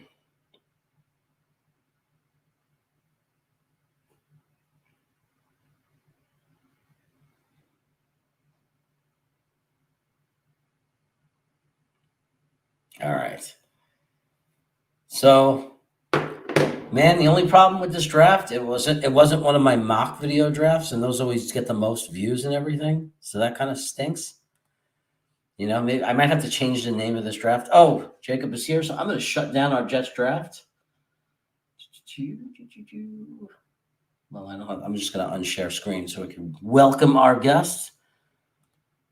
Ladies and gentlemen, you got it. I talked about it before. 49er fan. Let's give him a warm welcome. Jacob Bartley. Hello. How's it going? What's going on, man? So I came on early because my wife was working out and doing schoolwork. So I figured I'd come in early and finish earlier. Yeah, why not? Got yelled at a lot by a lot of my regulars. They're like, "You said 10:30 Eastern. What the hell?" And I was like, "You didn't miss anything. I'm just, They probably planned their whole night around making sure they watch the chaos. Yeah, but we had a great draft just now. So we do a lot of mock drafts. I know that you don't know about that as a 49ers fan because when your team is still in it, you're not thinking about the draft yet. Yeah, unless you trade up to the number 3 pick like last year. Yeah, I'm willing to bet that I'm willing to bet that you also probably when you go so far to an NFC West championship game, yeah, that it takes longer for you to even start thinking about the draft. It's not like if they win the Super Bowl, lose the Super Bowl, lose the NFC, whatever happens when your season's over. I don't think after going that far, the first thing you do day one is who we taking in the draft. No, and I noticed with you, you started doing these draft videos like either as soon as the season ended or even before the season ended, if I'm not mistaken. Oh yes, we were doing week 12. Yeah, mock draft videos. So no, we don't really start thinking about it. And even last year, I think what did we have? The 11th pick or the 10th pick or the 13th pick, and we traded that along with future first round picks to move up to number 3. And so like until we traded for that number 3 pick, we weren't really, thinking about it too much, even though we didn't make the playoffs last year, Yeah. So tell everybody why you're a Niners fan, like how it happened, like when you grew up, give me a little background so they know who you are. Yeah. So I've been in California all my life, up and down the coast. I was born in the South, and lived a lot of my younger years down there. But I also lived in the Bay Area for a few years when I was younger. So my dad was working all in California, and he's so random. Like he's a giant San Francisco Giants fan, San Francisco 49ers fan, and then he's a LA Lakers fan. So I guess if you're in California, you can be a fan of any team here, right? And so I watched, like most kids, you watch the teams that your parents watch, right? You're in front of the TV, you're watching those teams. And I grew up watching the 49ers with my dad. And I was a kid when Terrell Owens was demolishing the league. So that's what I kind of grew up on. And of course I knew the history. I was too young for the Montana Steve Young era. But of course I knew the history of the 49ers. So I grew up, and then, as a kid, when I was like, a teenager, wasn't really paying attention to sports as much. But once I, became an adult and I started really focusing more on sports, I just fell in love with the 49ers and the team. We had even I think it was 2012 against the Baltimore Ravens. That Super Bowl loss still hurts. That was my first kind of heartbreak as a as a 49ers fan. And then it happened again 2 years ago in 2019. Yeah. But on top of that, I'm sure if you've talked about me to your viewers, I'm mainly a fantasy guy when it comes to talking about football. And I have a YouTube channel called First Round Fantasy. And through studying fantasy, I learned way more about the NFL than I ever knew, because I'm studying depth charts on all the teams, especially the offensive depth charts. Don't know too much about the defensive depth charts on other teams. And you're just constantly, like, every day, you know who the third string backup on the Cleveland Browns are for the running back position. Like, you're always studying these things. And through that, I was able to study the 49ers even more, and especially this Kyle Shanahan era, which has been a roller coaster, to say the least. Yeah. Well, it seems like an obvious correlation between the health of Jimmy G and the success of the Niners. Absolutely. And all you have to do is look at the record when Jimmy plays and the record without. It's, they have a much better winning record when he plays. And a lot of people want to praise Shanahan. Shanahan gets so much praise, and he gets way more praise than Jimmy Garoppolo does.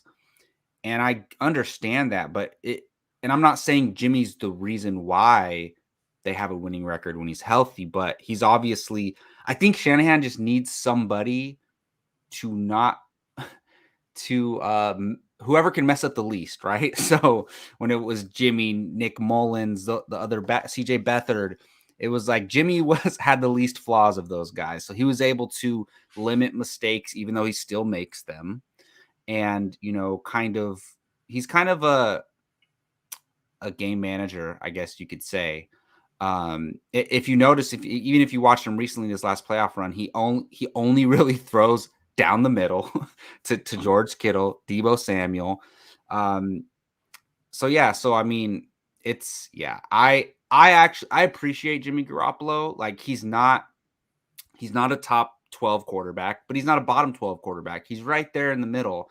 And in a league where a third of the league doesn't have the answer at quarterback, I think he's going to be the answer for another team next year, regardless of what happens with the 49ers this year.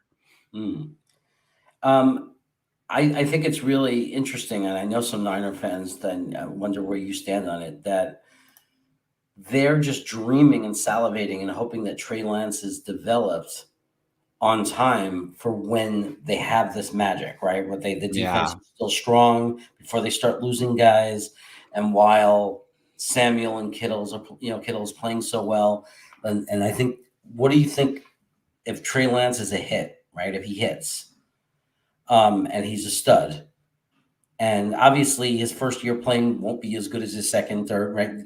Typically quarterbacks get better. They have to learn the league, but they do better when they sit a year first, or or he played a little bit, but that's a better formula than right out of college and playing, for sure, historically. Yeah. Patrick Mahomes being the best example. But what do you think? What happens? What's the expectation of the Niners if he hits and he's really, really good? And he's better than Jimmy because he's more mobile, and he has the bigger arms, so he can throw deep, and so he opens up more opportunities. What do you think that means for the Niners? How excited are you about that?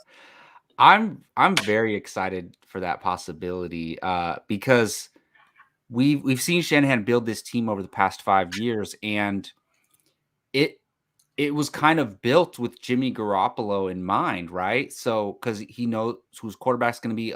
We signed him to an extension after his first season with us, and in our minds, we hypothetically thought before Trey Lance ever came into the picture that it was going to be Jimmy for the long run. I think people have kind of obviously given up on him, even though he's playing good enough for the team to scrape by the Cowboys and scrape by the Packers. Mm. So it's going to be interesting to see the style difference of Trey Lance implemented into Kyle Shanahan's system. I think he's going to have to switch up his system a little bit to fit Trey Lance, because whereas he uses the running back slot, and I'll get to that question here in a second. Yeah, I'll put it up there for later. While Shanahan utilizes the running backs heavily, what is it going to look like when your quarterback at any moment can take off and run with the ball, and probably better than the running backs on the roster? It's going to be very interesting. And I think we're going to rely less on Deebo Samuel and less on the running backs once Trey Lance takes over. So I think it's going to change the team stylistically, but I think it has the potential to be better than even they are right now, which is crazy because they're down to the bottom 4 teams in the playoffs, right? So that's kind of scary for the rest of the league. Yeah. So Garrett has this question: how disappointed you are with Mustard? And he drafted him in the 5th round. Is he done? Yeah, and for fantasy, I have a couple buddies who are also Niner fans, and they all love Mostert for real life and for fantasy. I love Mostert when he's healthy, and that is always my knock on him. I was like, he's not going to stay healthy. So I had friends who were like, he's a great 5th round pick in fantasy, but I always avoided him because I was always worried about his health. And what happens? Week 1, he goes down. And it's just, that's his story. And unfortunately, and I believe he's 30 years old, and his contract, he was on a 1-year deal. So unless another team, unless somebody I'm not saying this specifically, but I'm saying like the Buccaneers, right? Somebody, a lot, Ronald Jones, Leonard Fournette, their contracts are also up too. Unless somebody, a contender, brings Mostert in to be that home run guy, I think he's possibly done. Unless he has to stay healthy, though. I know a team that might get him because we seem to be in love with every 49er player that becomes available. Oh, yeah. Hey, Robert Saleh, bring him over. Well, we took Walter, right? Like LaFleur, Grep, Walter. Austin Walter. Did you know him when he was on the Niners? Was there any opinions on him, or was he just more of a practice squad guy? Yeah, I don't really know much about him. I remember hearing about him, and when I would watch the 49ers show on the Bay Area channel, they would talk about him, but I don't know much about him, to be honest. Okay. Yeah, so Garrett wishes he watched you. Well, that's why you need to subscribe to Yes, First Round Fan. So it's youtube.com/First Round Fantasy. We got that custom URL, which I know Jeremy's trying to get. No, it's cool because I got 2 friends now, 2 different channels to go to. So obviously I'm going to go to your channel during the season because next year I'll be back in fantasy than this year. Oh, do you play? You didn't. I had no pay leagues. I need to get into it so it doesn't, you know what I mean? For it to really matter and for me to get Hey, man, we really should into it. find a way to get into a league together, or start a league with your viewers or something. That'd be fun. Yeah, that's actually a great idea. That's a great idea. So yeah, I'll play in that league. If you start a league with the viewers, I'll play in it. Okay. We'll do something like $50, just something to make it interesting, like not gambling or anything that's going to kill anybody. Yeah, that's what me and my buddies do. We do $50 buy-in. It's a nice little chunk of change if you win. So that'd be cool. I'm getting an invitation to join a league right in my chat with J. Cole. So J. Cole, I'll take you up on that too, because I do not mind being in multiple leagues. So Gitmo Bob is a faithful follower, big part of my channel, and he is always apologizing when he's late, which he never, of course, has to do because I'm appreciative that he would come at all. Hey, you started early, so he doesn't need to apologize. We did just for fun a draft before because I started early, and I'm glad that you weren't here to see it. You would be very unhappy with it. But I did it because I jumped on early and we were just waiting for Jacob to get here. So Jacob is a 49ers fan, and you probably saw from the name of the show what we're going to be talking about and what we are talking about. So we'll get some more questions if anybody has more questions for him. So some people were looking at, like Garrett made a comment before you got on about, well, the rebuild of the Niners can't be compared to the Jets as much because it was a 6-month rebuild, but you said 5 years. So tell me about when did this run of the 49ers, because right now it sounds like you're saying this is like year 5, meaning that 5 years ago, you're saying there was a rebuild in 2017 or 18? Yeah. So if you remember, and I get it, like, a lot of people don't pay attention to other teams, right? They kind of pay attention to their own teams. And so for the 49ers, if you remember, Kyle Shanahan had 2 losing seasons in a row when he took over. So let me see, what was it? It was 2017 was his first year, and they went 6-10, and 2018 was his second year. They went 4-12. And you know, a lot of so let's say Robert Saleh has 2 losing seasons, right? With the Jets. Some fans who aren't necessarily well informed might say, "Oh, get him out of here. He's," and they're expecting wins right away, right? But even look at a guy like Shanahan, who everybody knew Shanahan had the potential to be a great coach. He was in Washington. He has the family lineage. He was in Atlanta. He was the offensive coordinator, and he was coming to the 49ers. And while we've seen plenty coordinators fail throughout the years in the NFL, everybody knew Kyle Shanahan was probably going to succeed when he moved on to a head coaching job. But even him, who is an offensive guy in an offensive league, it took him a couple years to get it going. And then that third year is the year we went to the Super Bowl with Jimmy Garoppolo. And here, the thing is, you got to understand that also the team already had a lot of great pieces in place. And Yeah, I it was was going to say that's a big difference between the Jets and the Niners. exactly That the Jets, they stripped the team down last year. They completely, we had nothing but like maybe 3 or 4 real guys. Yeah. So when you're looking at the Jets, they're kind of starting from a lower point than the 49ers were when Shanahan took over. So I think overall, you just got to have patience. And even, I'm not saying give him 6 years to figure this out, but you got to give him time. You're drafting.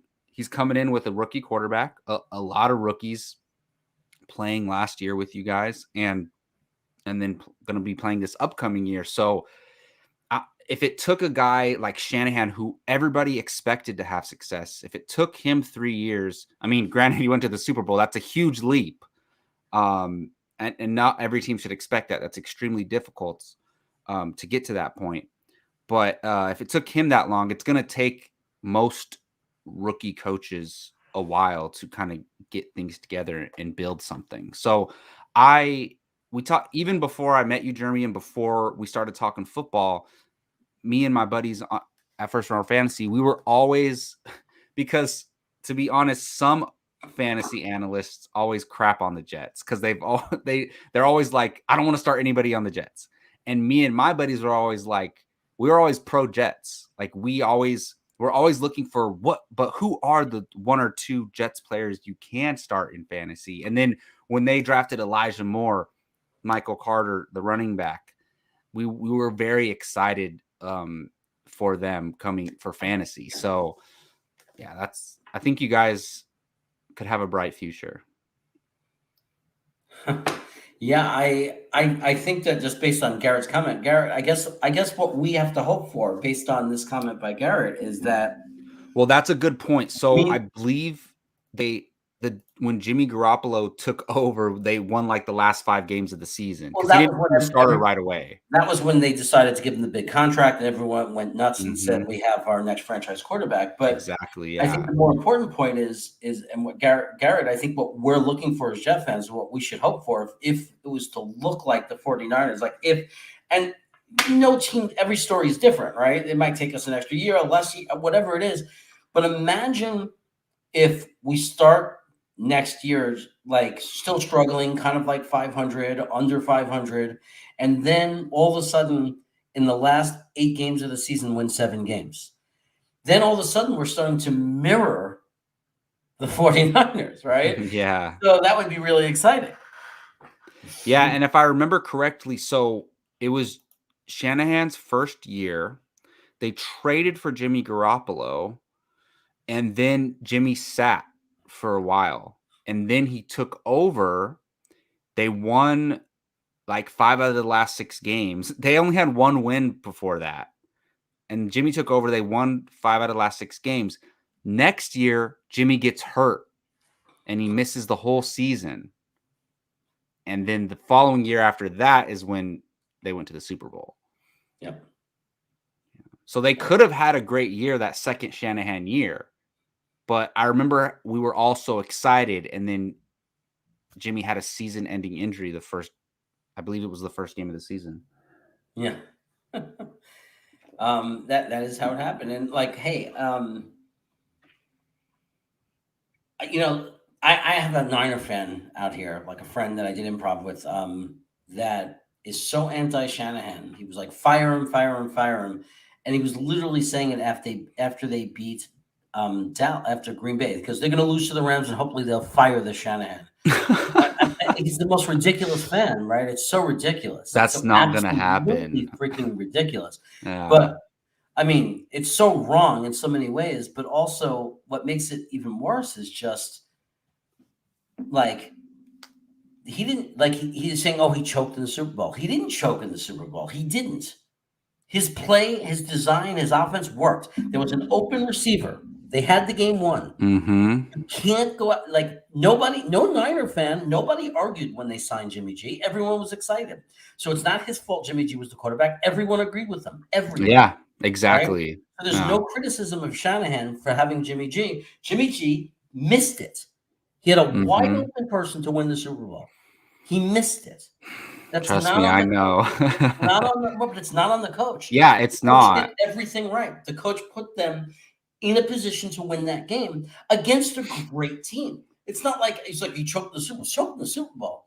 Patrick Mahomes, Andy Reid is the coach. I mean, there's no shame in losing to the Kansas City And Chiefs.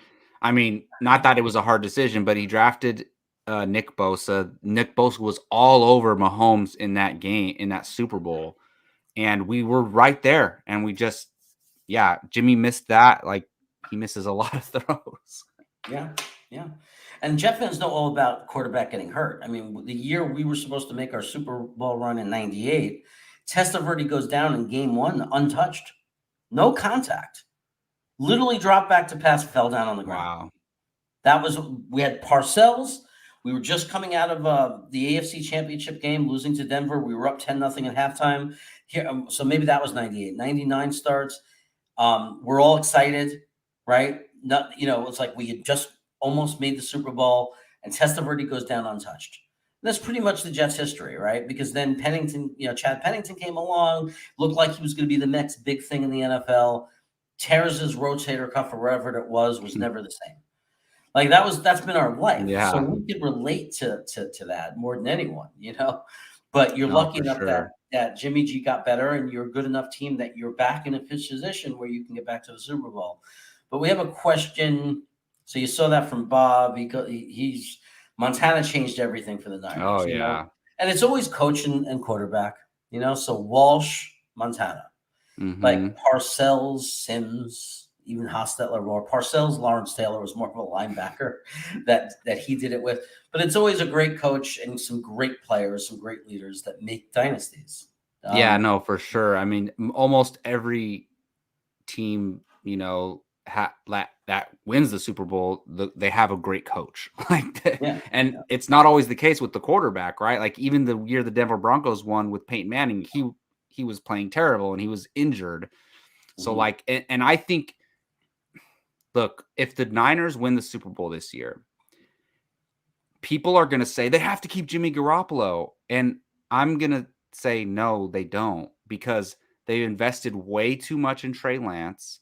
And the whole point is the reason why they draft, not the only reason, but one of the reasons why Shanahan wanted to make this move is so that we can pay our other players whose contracts are coming up, and we can have Trey Lance on that 4-year, possibly 5-year rookie deal. Yeah. and we can build the team around him before he needs to get paid. So that's the plan. Yep. And if we win the Super Bowl, great. It's not going to be because of Jimmy Garoppolo if we win the Super Bowl. Even if he makes the game-winning throw, we didn't get here because of him. It's because of the team, the defense, the style of play, etc. Well, we saw that in the game against Green Bay. It wasn't Jimmy G that got them there. No way. He's the reason why we struggled. Right. Yeah, and I cast no shade. Like he's a starting quarterback in the NFL. Like he's way better at football than I will ever be. But I think if they win, it's going to be okay for them to move on. And I think he's going to go to like Pittsburgh or Denver, maybe. Okay. So Iowan Jet fan chimes in. I never asked Iowan. I don't know if it's Iowan or Iowan like he lives in Iowa, but I've got to ask him that because if he does, I want to ask him more about Tyler Lindenbaum. But Oh yeah. what year do you expect the Wilson versus Lance Super Bowl? Whoa. Okay, and then we'll get a little. You know what the announcers are going to talk about? Shanahan mentored Robert Saleh under his wing, and then he went to the Jets, and now they're playing against each other in the Super Bowl. The two Let's quarterbacks were see. picked back to back from each other. 2025. There we go. 2025. If that really happens, then we got to clip this out. So, Mess, I'll just say that we don't know. We might have a great coach. I'm not saying that Saleh's great. I'm saying he might be great. We're gonna, and time will tell us. Give it time. Give it time. We'll know. We'll know. Now, Garrett obviously is not a fan of Trey Lance, but I want to say I don't know that anybody could definitively say that he's not good. I feel like in the opportunities he got, the last game he played, didn't he play pretty well? His numbers look good to me. Yeah, he doesn't look. He had 2 starts this past season, and he didn't look great, but he was able to get the job done in the previous game. We lost to Arizona earlier on in the season. Right. He was able to get the job done against the Houston Texans when Jimmy was out. But look, I don't think anybody can say whether he's good or not yet. It's just impossible to say. And he's going to take some time to develop and I think overall it probably he needs reps. He does need reps, but overall I think it was a good decision to have him sit most of the year just to kind of take it all in, because obviously he played 1 year of college. His second season, he played 1 game, and then because of COVID, the team shut down. So he didn't play for a whole year. And then he only played 2 games this year, but he's taking it all in mentally. The practice reps, the 2 starts, I'm sure will help him in the long run. So I'm not worried about it. I think he has all of the raw assets to be an incredible quarterback in this league, especially, in this system and with Kyle Shanahan and everything surrounded by him. He arguably, let's see, other than maybe Mac Jones, he arguably has the best situation out of all the 5 rookie quarterbacks that came out this past year, like going forward for like the rest of his career. Oh yeah, he's in a great situation. I mean, no question about that. Sure, much better than Trevor Lawrence, that's for sure. So even if, like, what I'm saying is, like, look, Jimmy Garoppolo might be a C quarterback, but because of Kyle Shanahan's able to make him a B quarterback. Let's say Trey Lance is a B quarterback, and that's as far as he's going to get. But because he's in this Kyle Shanahan system, he can elevate him to an A quarterback, if that makes sense. Well, and to me, there's no evidence either way. You know what I mean? Yet. I did a blog on my friend Green Bean's channel, on his website about the quarterbacks, and I look for evidence they could be great and evidence they could be busts. And honestly, the reason I was excited about the class was I didn't see any of the 5 that went, the top 5. I didn't see any evidence that they might not be great. Like, they all had things about them that looked very special. I thought some of them had more evidence than others of that they're going to hit. Like I was very big on, I think, and everybody knows, even before the Jets picked him, I was very big on Zach saying I see some evidence, like in ball placement and his arm talent. Like there were some things I saw about him. And now, obviously in the beginning of the year, I was very nervous and said, "Oh my God, I just made myself look very bad." In predicting that kind of stuff and being able to see that kind of stuff. And then the last 6 games, I felt a lot better about my prediction about him. Yeah, But with Trey Lance, I just will say I think that it's up in the air with him. I think it's up in the air, and I think he can end up being great. He can end up being a complete bust. But I think it's the same thing right now with Zach. It's like I'm very happy that Zach progressed and got better and finished the season, the last 6 games, so much better than his first 6 games. I think that's a great sign. But is he going to be great, elite, top 10 NFL quarterback? I don't know yet. I'm hoping. I believe he can. Like my heart tells me he can from what I see. But there's something that you just can't see. The thing that you can't see is, will they continue to slow down the game? Will they process and get those kind of will they develop in that way where the game slows down and they can progress through their progressions and not give into the pressure of the rush and in the pocket and be able to do all those things? And that's something that I think is almost impossible to predict. It just happens or it doesn't happen. So absolutely. And they need reps. They need to play games in order for us to determine that. And there's not enough, footage on Trey Lance, or even, I mean, Justin Fields played a lot this year. But even somebody who played as much as Justin Fields, I think you can't determine whether he's going to be good in the NFL yet or not. I mean, he showed a little bit of promise there, but I just don't think we've seen. And even look, both times that Trey Lance started this year, he was stepping into a situation where he was playing as the backup who's taking over because the starter's not available. So that means that, all in the entire season, they're planning for Jimmy Garoppolo to be their starter. Obviously, they have plays and things that they can prepare with Trey Lance for, but he was, even though he had a week to prepare, he's still the backup coming in because the starter's not available. So once they start prepping for Trey Lance to be the season-long starter, I think we're going to see, because basically I'm saying he was limited. He wasn't unleashed yet. So even in those 2 games, I don't think we even saw close to what he's capable of because they were just playing it safe.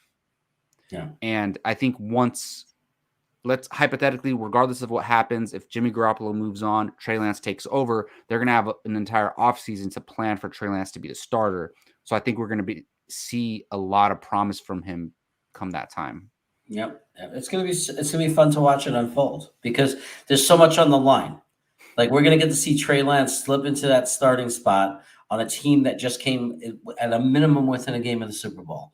So there's gonna be so much pressure, but we'll see how he handles it. There's gonna be you got a team that just after the season, no matter how it ends at this point, you go into next year, he's your starter. It's gonna be really hard for people if it's a slow development for him. If he starts off awful because he's young and inexperienced and not developed yet, it's going to be hard. We're going to have to I know how it's going to be. The Niner fans are going to be going absolutely apeshit. So we'll see it. But if he's winning and playing great and rushing for 90 to 80 to 100 yards a game and making huge runs, and also whipping bomb passes, deep downfield and hitting targets, and they're winning games, then this whole area all the way to Sacramento is going to be electric. Oh, absolutely. And I don't think he's going to, I mean, it's possible, but I don't want to get my hopes up. I'm not saying he's going to be a top 5 quarterback in the league, but I think he's going to be very damn good.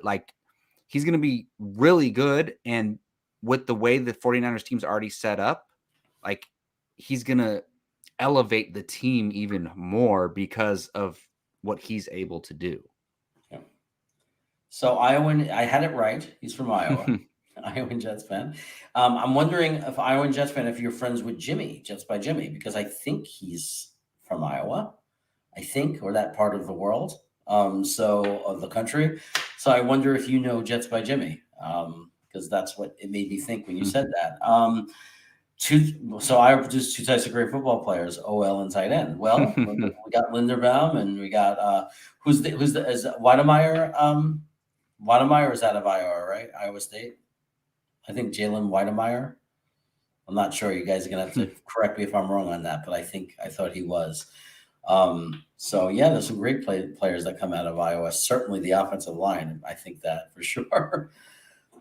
Ham thinks Wilson has the best situation. So I wonder, Aaron, if you're talking about the future, because there's less pressure and he's building on a new team, because he certainly wasn't in a better situation, I don't think, last year after watching him get I'm curious sacked more than any quarterback. Took a beating last year. I'm curious what he means by that, because you could say he has the best situation, like you said, Jeremy, because he doesn't have pressure to win right away. Like Trey Lance coming in next year, he's going to have pressure to win right away. Mac Jones had pressure to win this year. Yeah. So, and I think we know how Chicago fans are. It's not going to be long before Justin Fields has a lot of pressure. And Trevor Lawrence, I mean, being how he was like this prodigy for the past like decade that everybody knew was going to be the number one pick, I feel like he has a lot of pressure. So he might have the least pressure, but I think if you're talking about who has the best situation set up to win right now, it's got to be Trey Lance and Mac Jones, I would say. Yeah, I mean, it's hard to so Garrett will probably give us more detail of what he means, because to me it's like, well, if I'm a rookie quarterback or even going to my sophomore year, I'm going to like start playing and I'm going to be behind the San Francisco 49ers offensive line in an offense that runs the ball really, really well. So I don't have to worry about dropping back every play and getting sacked. I'm going to have a lot of play action opportunity. I have this wide receiver named Deebo Samuel. That's absolute monster. I have the one, like, I think personally, Jerome Cravat thinks, but certainly unarguably, it's the top 3 NFL tight end in the league. I got a coach who has a proven track record, son of another coach with a system that year 2, when it's in place, is proven for every team. Like year 1, it's a mess. Then it goes up 10 points, and then it goes up the next year after that. Like so, it's pretty much, this is what the West Coast offense looks like when it's done right. The first year, you score anywhere from 18 to 21 points a game.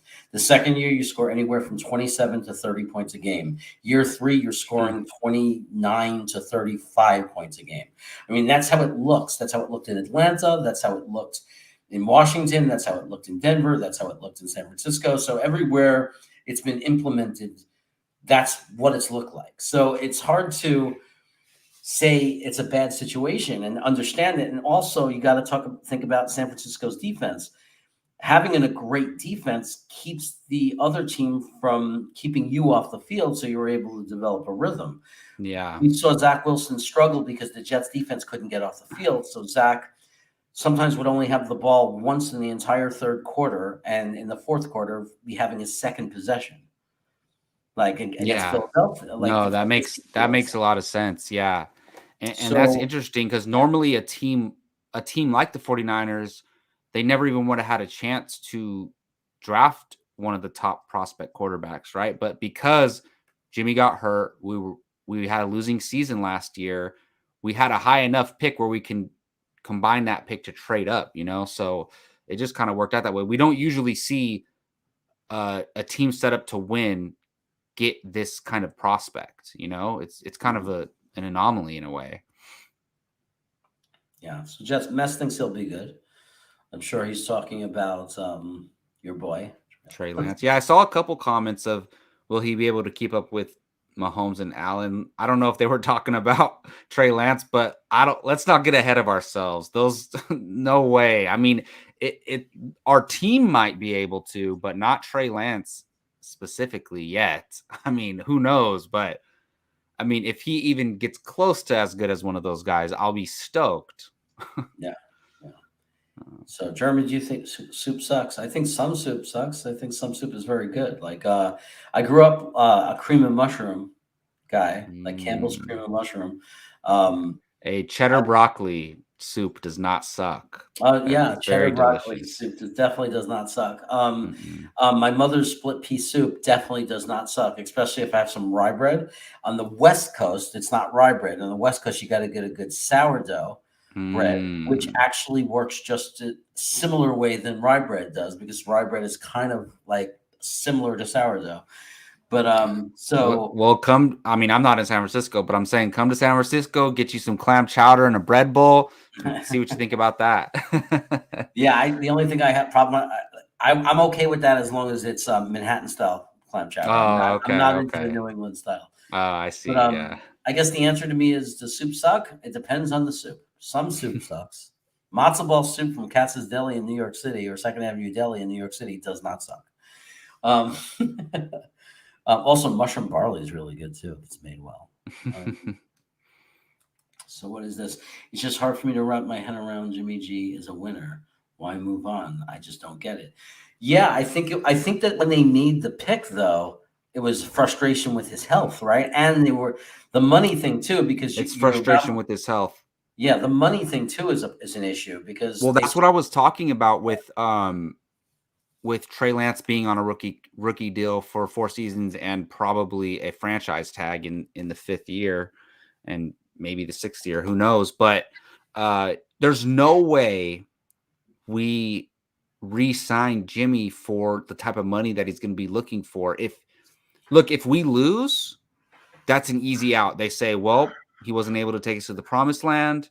We had to move on. If we win with Jimmy Garoppolo, it's not gonna make sense financially to bring him back. Look, if we win with Jimmy Garoppolo, you know how much money he's gonna be demanding and how much his agent is gonna be demanding. And I know people don't like to talk about money. Like some NFL fans like to pretend like, you know, the cap doesn't exist and the money doesn't exist, but we have to. And they're not gonna re-sign Jimmy and limit what they're able to do in free agency and re-sign. Look, we're gonna have to pay Nick Bosa coming up here pretty soon. We're going to have to pay Deebo Samuel in a couple years. So there's no way they're going to sign Jimmy to another 3, 4, 5 years and handicap the team that way. It just doesn't make sense, honestly. And it's not like we're paying for an Aaron Rodgers, right? If that's the case, who cares how much money we're spending and who cares how much it limits us? But with a mediocre quarterback like Jimmy Garoppolo, it's just not worth it. What are we going to pay him $30 million a year and have that go against our cap? And then what Trey Lance, the guy we traded 3 first-round picks for and has the 3rd overall pick draft capital, he's just going to sit on the bench for 3 more years while Jimmy Garoppolo is the starter. It's just doesn't make business sense. Yeah, yeah. And it's interesting, J. Cole. I guess it's how you define a winner. I mean, he's not an NFL elite, obviously, and they lost the Super Bowl because of that. But look at the Niners' record with Jimmy G, and look at the Niners' record without him, and one can argue that he's a winner. I think it's a great combination, him and Shanahan. Like the rest of the team with Jimmy Garoppolo and Shanahan, it just works, you know? But yeah. Yeah. And as far as keeping up with Mahomes and Allen, well, you're naming the 2 best quarterbacks in football right now. So, how many people can I keep don't up with think them? anybody can. Yeah. Maybe when he's not playing San Francisco, Aaron Rodgers, certainly has his moments where he keeps up with those guys. Brady, of course, these are the older guys. This is the new guard, right? These are the new Brady's, the new Aaron Rodgers. I mean, this is the new guard when you're talking about Mahomes and Allen. So I don't know if every other team in the NFL is not going to be able to win the Super Bowl if they don't have a quarterback as good as Mahomes or Allen. I think Yeah. there's more than one way to bake a cake. There's more than one way to skin a cat, and I don't know that you have to have a top 3 quarterback to do it. I believe you have to. It helps to have a great quarterback. You could have the 8th best quarterback in the NFL, and if you have an amazing defense and a great offensive line and great, of course you could win the Super Bowl. So. I don't know, but I know overall Jimmy G wins games when he plays, when he starts. So yeah, so It's a great point. I can't argue that. I Argue mean, against that. I guess it's just how you define a winner. If you define a winner as somebody who wins championships, Jimmy G hasn't proven to be a winner yet. If you define somebody who wins a lot more games than he loses and makes a real impact, because when you pull him out and put other people in, the results are very different. That could be an argument that he's a winner. So I think, look, Charlie I Cole, understand Iowan guy, yeah. the winning record argument, but I've watched every game that he started for the 49ers, and we don't win because of him. Right. He prevents us from making, it's hard to say because he makes mistakes, but like he prevents us from losing, but he doesn't help us win, if that makes sense. I think he's very average. He's not the quarterback you dream of having, but you're also not in critical condition with him as your quarterback. In my opinion, and this, like, where would you rank Kirk Cousins in the NFL? I think Kirk Cousins is a better quarterback than Jimmy Garoppolo. I agree. If you put Kirk Cousins on the 49ers, they would be unbelievable. Yeah. And Kirk Cousins is kind of like that second tier, right? Or maybe even third tier of quarterbacks. So, yeah. But I think he's better than Jimmy G. I think that Kirk Cousins is in kind of the Stafford until he got onto the Rams situation, like Stafford on Detroit. It's like he's a lower tier, but you wonder, is it because of the teams he played on? Because if you stuck a Kirk Cousins, or if you stuck a Stafford in his prime on a team with the defense of the 49ers and the running game of the 49ers and that system, what would their careers look like? It would be very different. So I'll tell you what, you take Jimmy Garoppolo, put him on the Jaguars right now, and if he played the whole season with the Jaguars last year, they probably would have went 0-17. Yeah. Like, he's not the type to, but you put Aaron Rodgers on the Jaguars, they probably go 10-7. So that's the difference, right? It's like he's not a quarterback that, can take a bad team and make them good. He can take a good team and help them stay good. Yeah. So, Iowa Jets fan, if you want to find Jimmy is Jets by Jimmy on YouTube. He also is a frequent guest on Weapons Hot. And I've had a lot of guests lately the last few weeks from Weapons Hot. And I actually will have Jimmy on my show. He was scheduled to be on my show and he injured his leg, so he had to cancel. And that was when I had Spotty Blackman on in his place, who does a show with Jimmy. And the dude I had, Nick Shine, on Wednesday is very good friends with Jimmy. So you will be meeting him because he'll be a guest on my show probably within the next 3 weeks. Like we haven't rescheduled it yet, but you'll probably see him on. So he'll tell you all about his channel and his stuff. I don't think he's done a lot of content lately. He's been busy and his life has went a different direction right now, but you could see his old content. And I'm sure he'll be back to making content soon. Is the Colbert actually a bear? What these guys freaking talk about. Okay, so Garrett is finally answering, and I knew he had an explanation. Like, you're looking at it today. Yeah, and that's exactly it, Garrett. That was what we were wondering. How you were, like, what you meant in situation. And he's looking long term. So, like, long term. Yeah. Okay. Yeah, I mean, I could see that, but I think if you're saying next 2 years or so, yeah, for me, it's got to be Mac Jones or Trey Lance. Right. Either way. I mean, obviously, as a Jet fan, I know where Garrett's coming from. I'm with Garrett. In my heart, I believe that Zach Wilson's walking into the greatest situation because I believe in my heart that the Jets are about to be on the cusp of building a long-term special thing. You know what I mean? Like, they're going to be special over the next 10 years. Yeah, I mean, I think so too. And I see what I mean. If Garrett's considering that, like, the 49ers going to fall into a situation where we're paying so many players money who are out of their prime. And I'm not saying that's going to be right now, but it could be the case in 4 years or so, where by the time we have to pay Trey Lance, the rest of the team could be falling apart around him. And that could be true, but we'll deal with that when the time comes. I think they're looking at this next 3 or 4 year window and trying to win then with Trey Lance. Yep. Iowan fan says that yes, Kohler Bear is a Kohler, so he needs to have a goal. Braden Bethwaite is with us, and by the way, I always mess this up. I always mix up my Australians and my New Zealanders. I'm totally serious. I'm so bad at it. I'm gonna say that Braden is from Australia. So just so you Wow, we know, got Jets fans all over the planet, dude, and huh? I get them in my chat, my room, which I love. I got guys from, I showed you before. Captain K Techno is in Ireland. I Yeah, got Phil Adams from England. Is a good friend of mine. He actually gave me the banner that's behind me.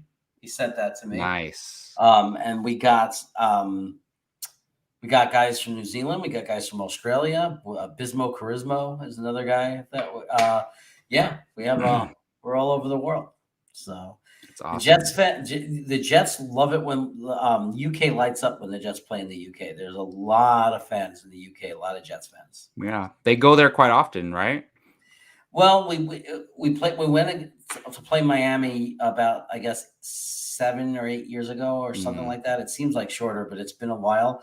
And then we went back last year to play Atlanta, but now it looks like we'll be going more because I think they lined up the brother sister countries or whatever, and like the Jets mm. are like a marketing wise are one of the official teams for the UK. I think the Jaguars are too. It's only like deep East Coast teams that go there because Yeah, the flight would be too long for a West Coast team to go to the UK. yeah. J. Cole wants me to. Okay, so I'm gonna go through here. I named two great delis. Mess agrees. Well, Mess, I know my food, right? So, what position do the 49ers look to trade in the first round? Looking to take in the first round, maybe 32nd or overall, eh? So, before you answer this question, I just want to say um, I know I'm doing a 49ers mock draft with at least one other person, but that doesn't mean I'm not going to do it with you. So I'm Nice. sure at some point we'll be doing a 49ers mock draft. But since Braden is asking, have you thought about that? Have you looked into that at all yet? Because your season is still going, and I know you haven't thought much about the draft. Yeah. So the thing is, we don't have that pick. We don't have our first round pick, Oh, and, you're and right. You so gave Trey So Lance. that's the thing for the next 3 years, we don't get a pick in the first round. So, and I was talking to Jeremy about this earlier that I actually might bring Jeremy on my show to talk about college prospects because I don't start looking deep into college prospects until about March or so. So I don't know too much about that, but yeah, we don't even have our pick. So Yep, yep. So, sorry, you see, because you know how early I get to work.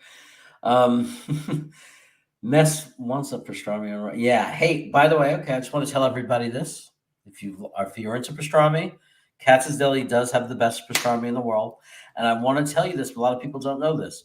You can order Katz's, not on GoBelly, directly from Katz's. You go to Katz's Deli website. So look up, Google Katz's Deli and they vacuum pack and send their pastrami. You put it in the freezer or you get it and eat it right away. Per pound, it's like per half pound vacuum packed. You drop it in boiling water for 6 or 7 minutes. You open that package up and you have Katz's pastrami. And I know wow, this because I do it because I'm that passionate about food. that's awesome. They also ship rye bread. So, like, they freeze and overnight rye bread, and you get this really Wow. good New York fresh rye bread, and you can make your pastrami sandwiches. That's really Um, cool. yeah, yeah. Um, but so with whatever picks they do have, what are you thinking as far as like what positions do you think the Niners need? Like if you did have a first round pick, or if you were thinking position, is there a position that you think the Niners are in need of or could build depth in? That's interesting because I think offensively, I think we're good for the foreseeable future. Um, so you know what?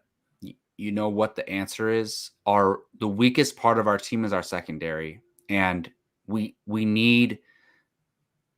I don't know. Do you curse on this show, Jeremy? You can curse, you can curse, I was especially just this gonna part. say we need a badass cornerback is what we need. We need a cornerback and that to help. I just wish, man, we could draft like a difference maker at that position. And look, we won't unless we make a trade. We won't have a pick until the second round, but we definitely need to beef up that secondary. So I would say a cornerback. Well, there is definitely, at least in Jets world, a lot of the people in this chat, there are two cornerbacks that might be available in the second round that might slip even to the near the end of the second round. One is Roger McNeary, so you should look him Okay. up, and the other is Kyler Gordon.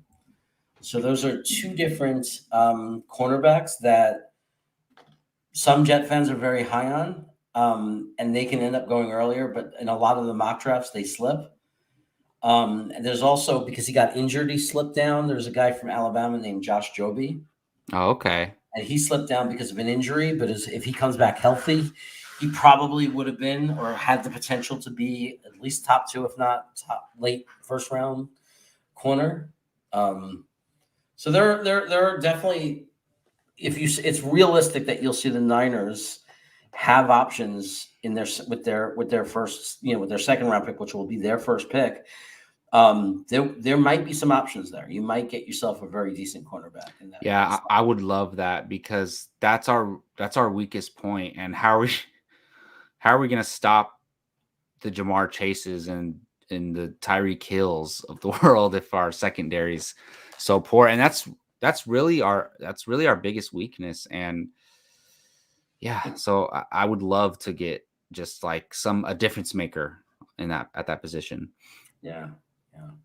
Hey Bob, you can order from Katz's. You can get a Knish. You can order Knishes from them. They do that too.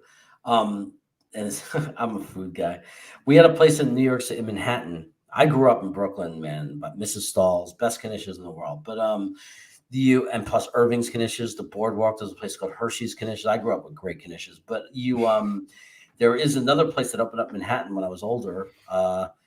Years ago, but a little bit older, out of from those older places, called Kanishnosh, and they moved to Florida and are in Florida, and I'm not sure where, but you should look up Kanishnosh and see if they still exist, and if you can get Kanishes, because my family loved them, and there were another one we used to have them shipped. So we talk about food a lot here. Just in case you know. That's awesome.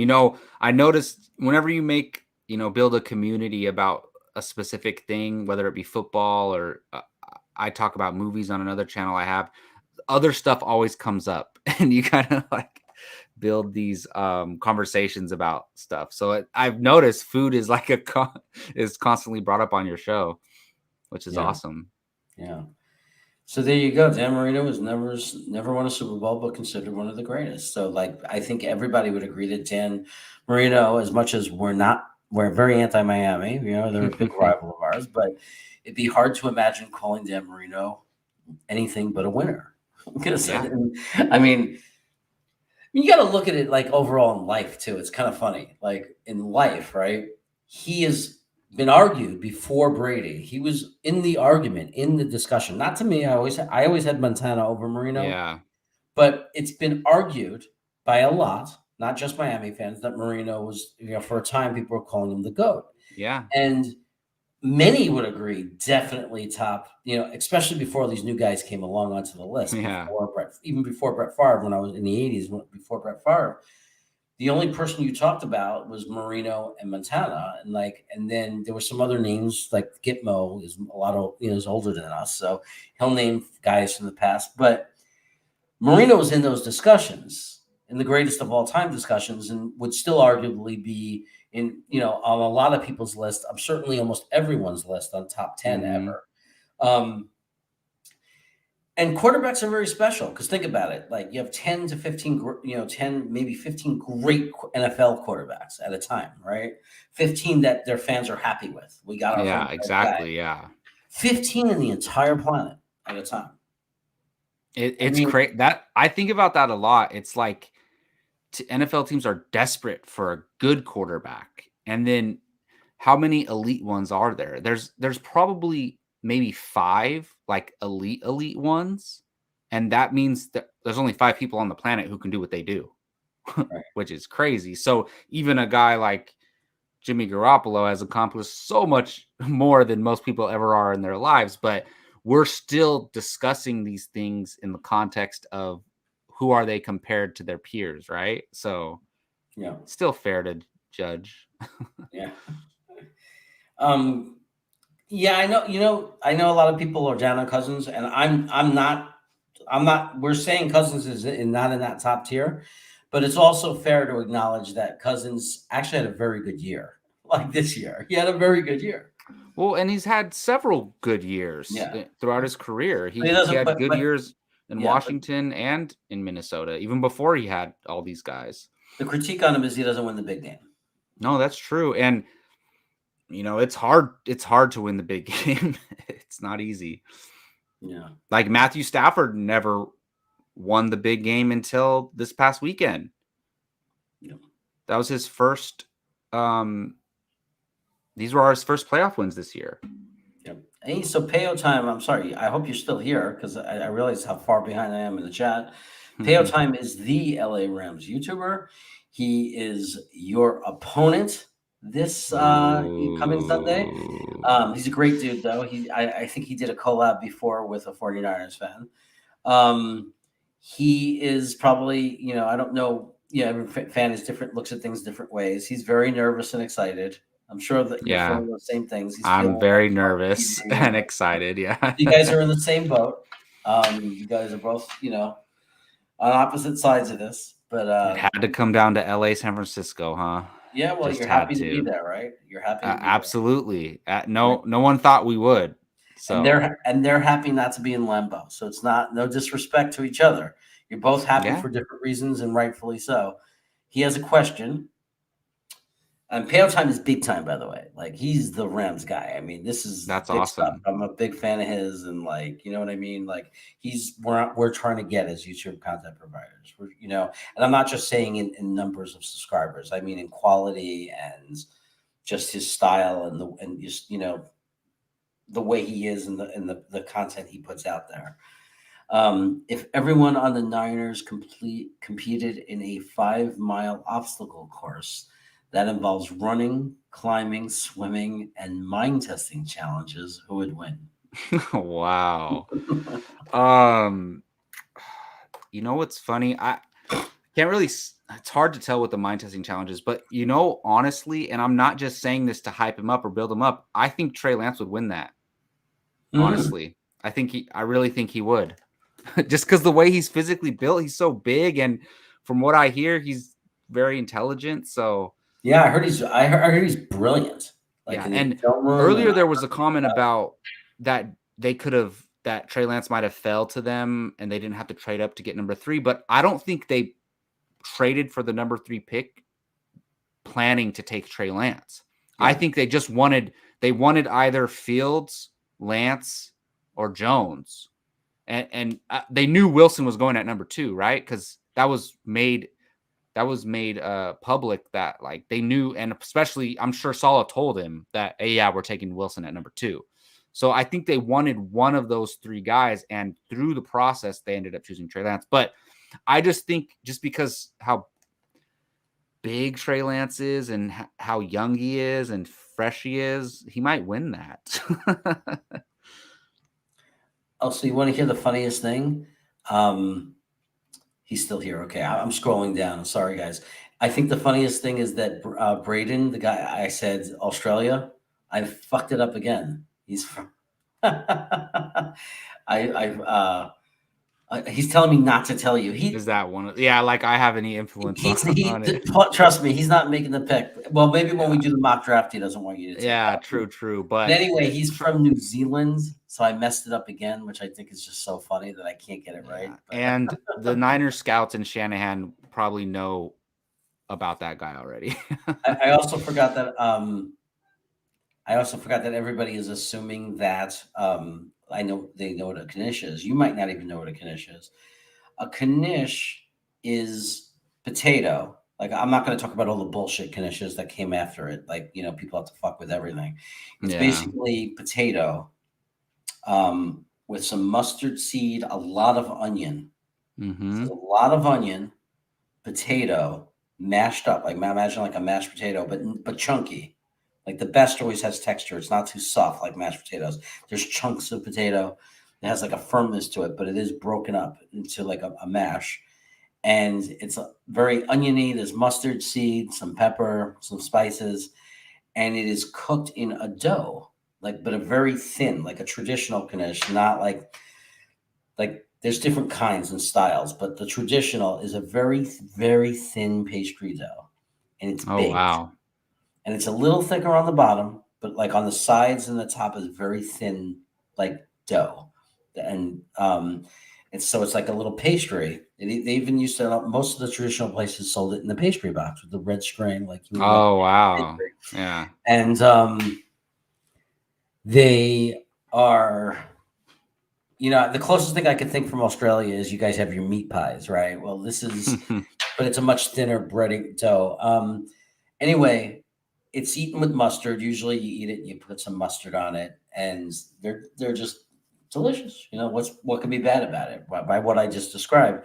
And Mess, it's funny because Katz's, I think, uses Jonas Schimmel. I mean, they're right next door. The Katz's, they're a block and a half away on Houston Street. So I always thought that when I look in their window at their knishes, they look just like the one in Katz's. So I think Katz's actually uses their knishes.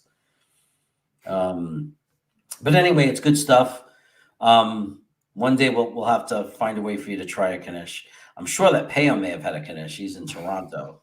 Oh, So yeah. No, it Toronto sounds probably, good. they got enough I'd be Jews down to there. try one. Yeah, Yeah. they got enough Jews in Toronto. He's probably had a knish. It's a major city. They have them in San Francisco. There's some Jewish delis that have knishes.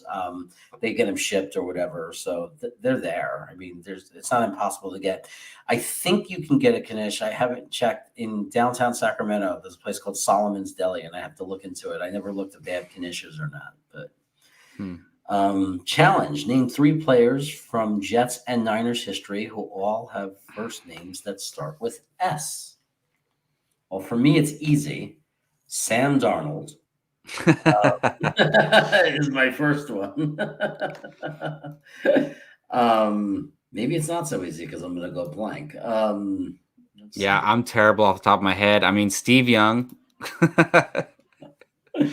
Man, I'm bad at letter games like that. I was thinking Steve too. Who were the Jets? The Jets had Steven. Was it Steven Jennings, the punter? The Giants had him for years, and I think the Jets got him. So Steve, that might count. I think Jenner was a punter. Why am I having trouble with this? Come on, Jeremy. Sean. There must have been a Sean. Steve. Stan. Just run first names. I'm like, why can't I do this? Yeah, exactly. Run through names, right? Until you get to it. Everyone on the team now. There's no S's, is there? Yeah, I'm just going through players in my head, and I'm not landing on any S names. Where the hell are the S's? He said first names, right? So I can't say Trey Sermon.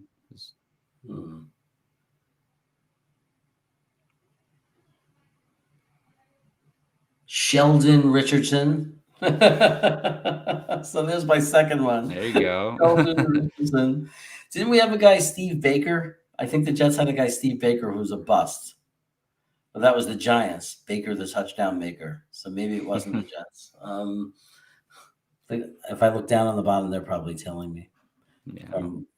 Steve Atwater. Sean Ellis. Yeah, Sean Ellis. Look at Iowa Jets fan is amazing. Look at him. Sam Darnold, Vinny Testaverde. Oh, wow. Yeah. Darrell Revis. That's S in the name. That's not the first. Yeah. That doesn't Steve count. Young, Deion Sanders, Deebo Samuel. It's got to be first names, first letter of the first name. Yeah.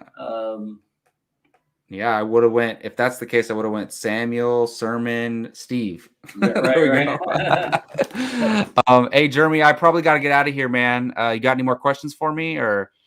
No. Thanks for coming. I'll have you back on. We'll do a draft. I think people would like. That sounds like fun. Yeah. I'm gonna start my studying for some of these prospects, and so that does sound like fun.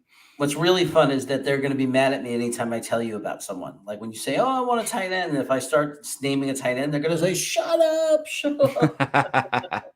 That's okay. We can have fun with it. And hey, if, like I said, if you get a league together, man. Let's find a way to play fantasy together next year. We'll find a Absolutely. way. Absolutely. Yeah. We'll generate it through these guys, or, J. Cole was saying, do you want to join if he has a league, anything that's online, we'll find a pay league. Well, maybe we should start it. I'm just always hesitant. I'm not like it's funny. I'm an admin in real life, an AP of a school, right? But I'm not the Yeah. admin type in a league. Like, I'm not the type of guy to be Hey, by the way, let me tell your viewers real quick. Jeremy does not only bring the chaos when it comes to football, he brings the chaos to his job because he's a badass vice principal who puts the kids in check today. That was a great speech you gave today at the school, Jeremy. I was telling Dreaming about that. Like, that was, and let me tell you something. I don't normally do that. And all the teachers, like, they came up to me afterwards, the 4 or 5 teachers, because they were out there. Mhm. And a couple, some of the other, they came over to me and goes, man, that was like badass, man. Dude, that was epic. The kids, like, you don't understand, the viewers, you don't understand the school we work at. The kids are just crazy, right? We love them, but they're crazy. And Jeremy put them in check. It's hard to get them all to not talk and pay attention. Jeremy got them all in check like that. There was about 110, 115 kids out Yeah. there, but 4 classes. Yeah. But I was like, I lost whoa. it. I was pissed. I was Kind of pissed. scared me a little bit. I was pissed off. I was pissed off. Yeah. So, and they know that because I'm so nice to them all the time. So for them to see me mad, they were in shock. They were sitting there Exactly. going, Yeah. holy cow. And I was like, looking at them eyes to eyes. I was making me laugh. I was like, talk right now and watch what happens. I'm going to bring it in my office and we'll see what happens. Like, and they know that means calling home and all that. So, like, and they could tell I wasn't playing, but like, hey, if I wasn't holding that megaphone thing, if I had a microphone, I swear to God, I would have dropped it. I would have just dropped it. Yeah, you might as well. I wasn't going to break that thing. That thing I was holding to talk in is pretty expensive. So yeah, that was pretty epic. I handed it to her. Well, you like the way I left? I just handed it to her. I handed it to one of the other campus monitors, and I just walked away. It was kind of like dropping the mic, but you couldn't break that. What are those things called? The megaphone things? Yeah, you couldn't break it. Drop it. But anyway. I'll answer that question by Payo Times, and then I'll get out of here. What's the question? It says, what player on the Niners outside of Jimmy G are the Niners fans most nervous about? Nervous will cost the game on Sunday. Well, obviously the answer would be Jimmy G. If you didn't say I couldn't bring him up, Payo never makes it easy. He's going to always take away the obvious answer. Well, that's the obvious answer, right?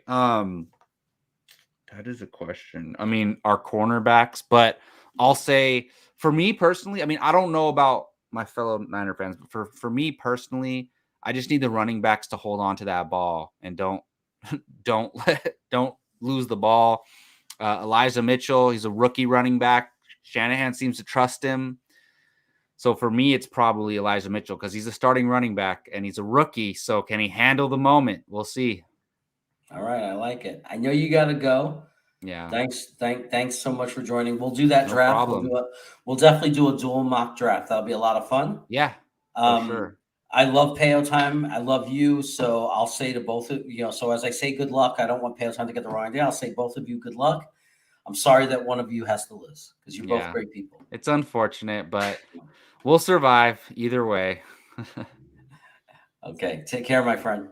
Yeah, no problem. And for those viewing, by the way, I'm sorry. if you get a chance, check out First Round Fantasy on YouTube. Just type in youtube.com/First Round Fantasy. And if you want to follow me on Twitter, it's at Jacob FRF Sports. So find me there. All right, Jeremy, you take care, man. Have fun. All right, man. Talk to you later. So NYJ today is here. That's exciting to have Payo Time and NYJ today in my chat. Is a huge, huge honor. I gotta say that gives me chills because the respect I have for both of these guys is just off the charts. I told you about Payo Time. I talk about it all the time. NYJ today is one of my favorite YouTube content providers. I just think it's awesome show. It's a show I relate to because I think there's a common thing we have in, that we really like our followers. Like we like talking and we like people. And, So I model a lot of what I do from what I've learned from him. Like he's one of those guys, like Green Bean and John from NYJ Today, and there's a few people, Matt O'Leary, that I watch and really try to. I don't try to steal. I'm not trying to be someone else, but they're my like influencers, right? So when you think about music, like every musician has like someone who influences them, and these are the Jets guys that got me into it, that influenced me. They were kind of like, you'll see little pieces of my show that kind of are similar to their show. So John, thank you so much for coming. I appreciate it. And yeah, man, the teachers, I actually gained a lot of respect for the teachers because I'm usually more student parent centric, and I'm good with teachers, but they want to see me be like, a lot of them are more strict and I'm not the strict guy. So there was a fight, and like the whole fourth and fifth grade was out at recess and they were out of control, and they couldn't, none of my staff could get them lined up. And it was right before the teachers came out of that classroom, and I took the megahorn and went absolutely berserk. And I had them all 4 classes in a straight line, college, like head to head, college lines. And the teachers came out to that with me going off on them. And I was going off on them in the best way. I was saying, we care about you. We're trying to keep you safe. Don't ever question why we line you up. And so now it was going around the school. They were like, wow, Cravat, when he wants to, man, he's got those kids locked in. So I know, and I love that you guys are friends. It's so funny that like I had no idea that you knew Peo, and it was so funny because I think I said it to Peo once in like in a message, or I said it to John. I'm not sure what I said it. I said, hey, I may have said it to Peo. You should check out this guy NYJ. Oh no, what it was Peo was giving me advice and saying you should talk to a guy, John from NYJ Today. And I laughed, and that's how I found out you guys knew each other. And I was like, are you kidding me, man? I was like, I know NYJ Today. That's one of my original guys that got me into this. So it was really funny. Oh yeah, you're laughing us for rocking the names. We're making an appearance. Yeah, I know, right, Garrett? Isn't that cool? I got NYJ Today in here. I had Green Bean as my first guest. I was afraid to ask NYJ. I was afraid to ask John to be a guest because I didn't think I was big enough. Like, because I know he's busy. He's really busy. He's got a young child. He's got his own channel. And it's like, you never want to, like, what's the way to ask where you don't want to feel like you're pressuring someone? Like, hey, I'd like to have you a guest on the show. And I know John's a really nice guy. So I don't want him to feel like, oh, I can't say no. Like, because I know I would. Like, I don't want to say no to anybody. And I was like, I don't want to waste his time for my channel. But then John gave me this whole thing about, hey, we do this for fun. It's for fun if I'm free. And, and obviously if I'm available, it's for fun. Don't worry about how many like people are watching your channel. And this was a while ago. Like, it's built up since then. So a little bit more. So it was really concerned about it. So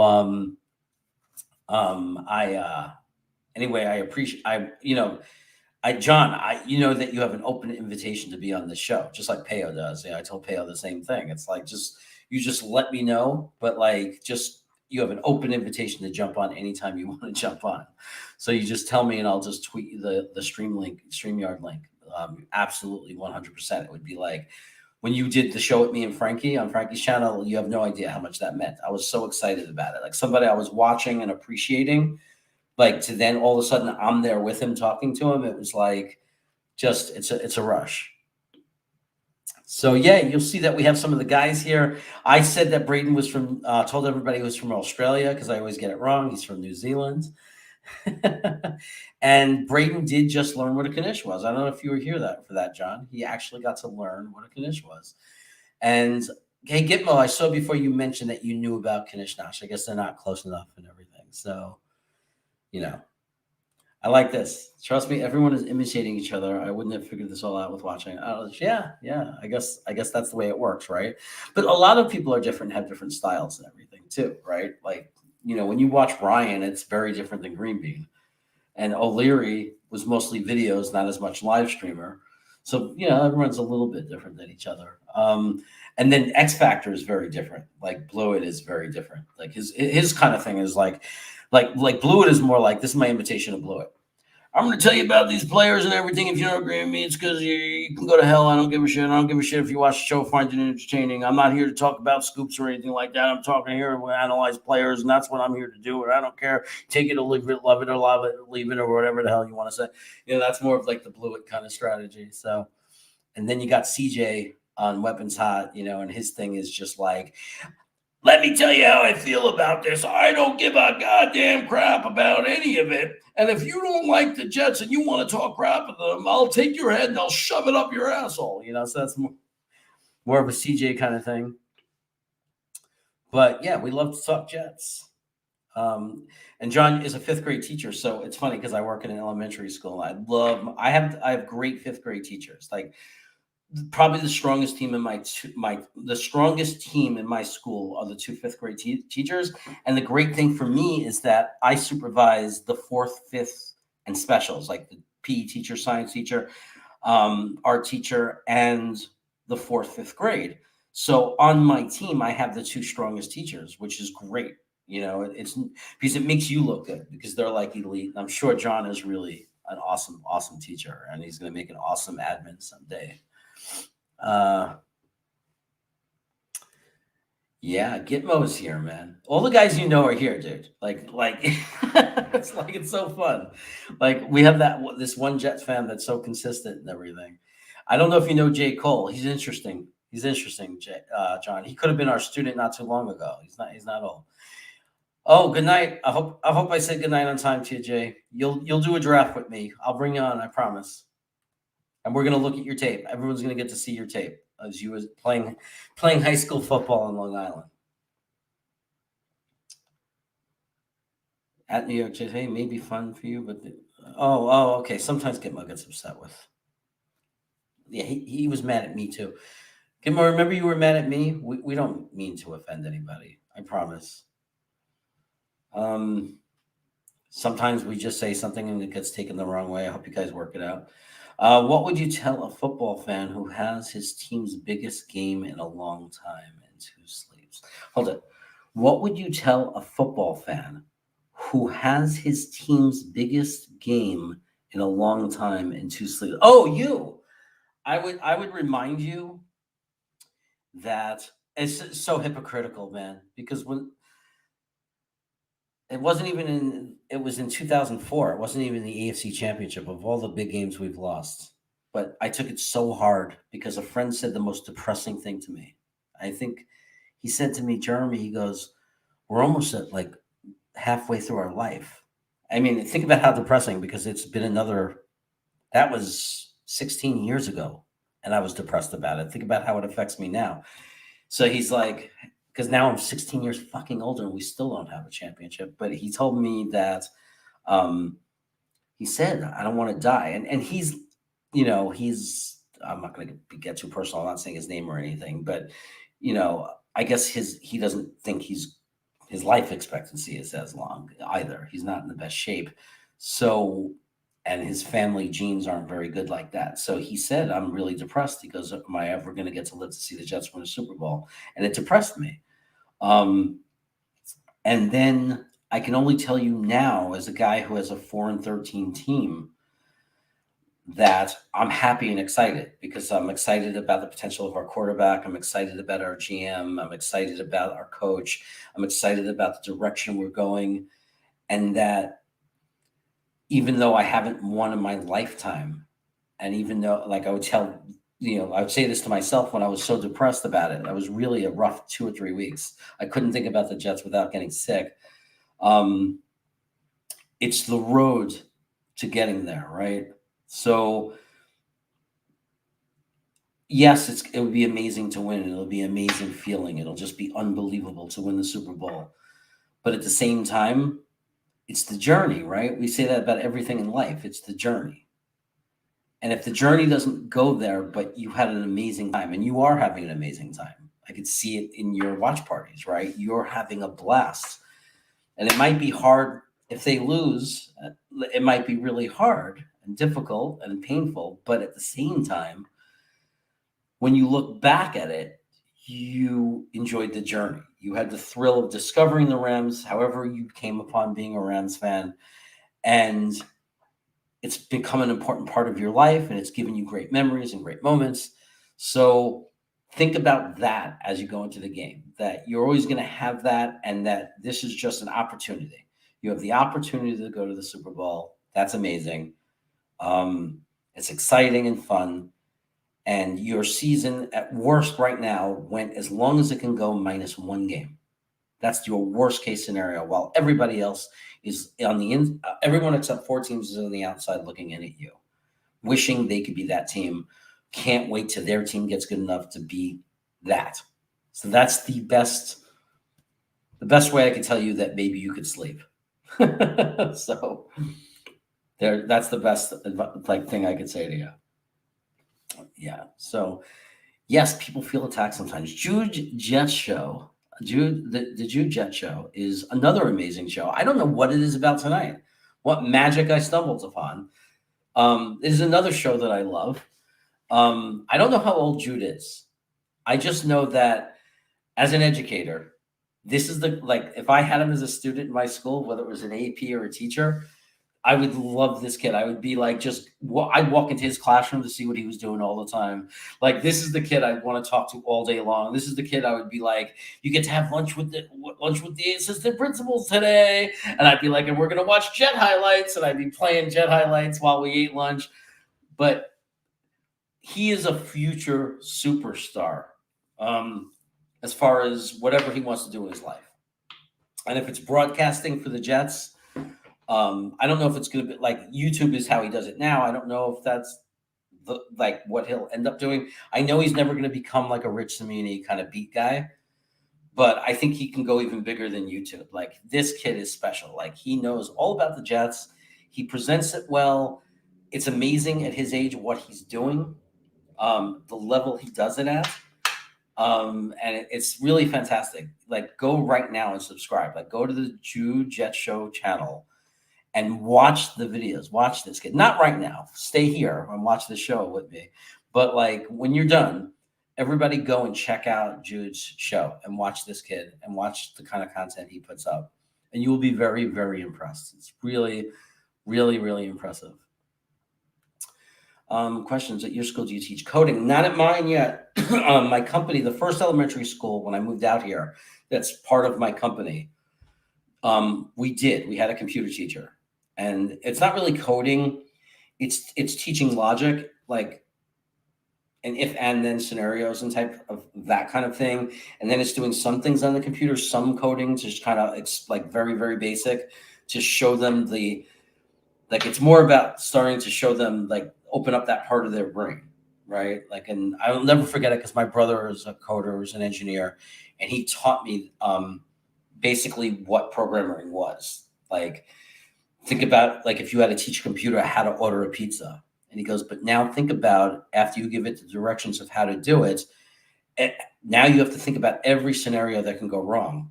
And what if it's a busy signal? What if the person hangs up on them? So you have to think of every possible outcome. And like, he really got my brain into it. And it was kind of funny because that's what it looked like they were teaching the kids.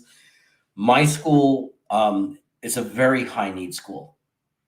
And we're kind of that school that parents go to for something different, because there are other schools suspending the kid, giving up on the kid. The teachers don't care. So we have a very interesting challenge that we face every day.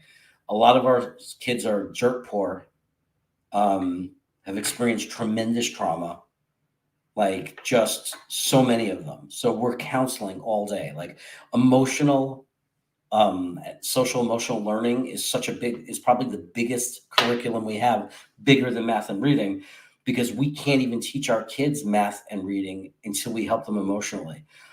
So coding is just not there yet. We really want to get there, because the other school I work for my company has gotten to that point. We're trying to get there. So so we don't teach coding yet, but we want to. But our number one priority is we got to get our kids reading.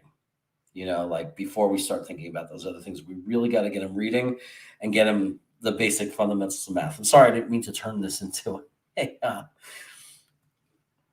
that. But you asked the question, so I'm answering it.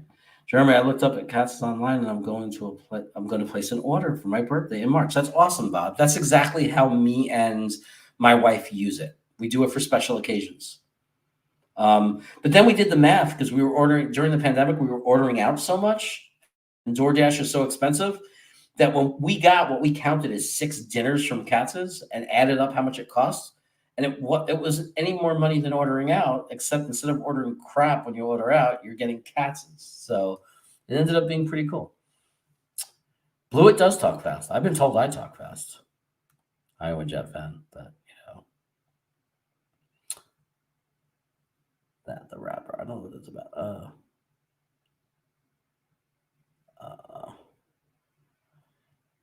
I'm actually reading something. I'm sorry, very interesting. A conversation that I want to know the answers to too.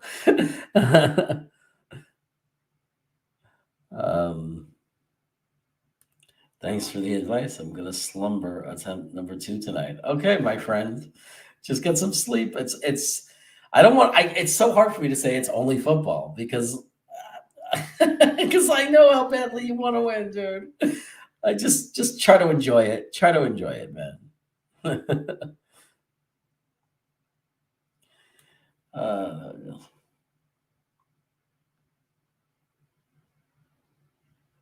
Yeah, I hope they mean a lot, dude.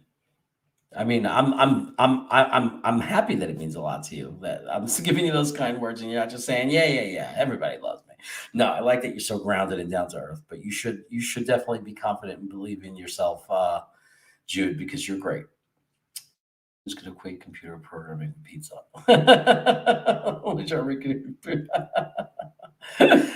My brother did that, man. He used it as his example. Okay, so are there any sexy teacher for me that I can marry? Cole, you never stop with that, man. 19 years old, man. We gotta hook you up. We gotta hook you up. Cole is trying to hook me up with his mom. It's just unbelievable. I'm married. Oh,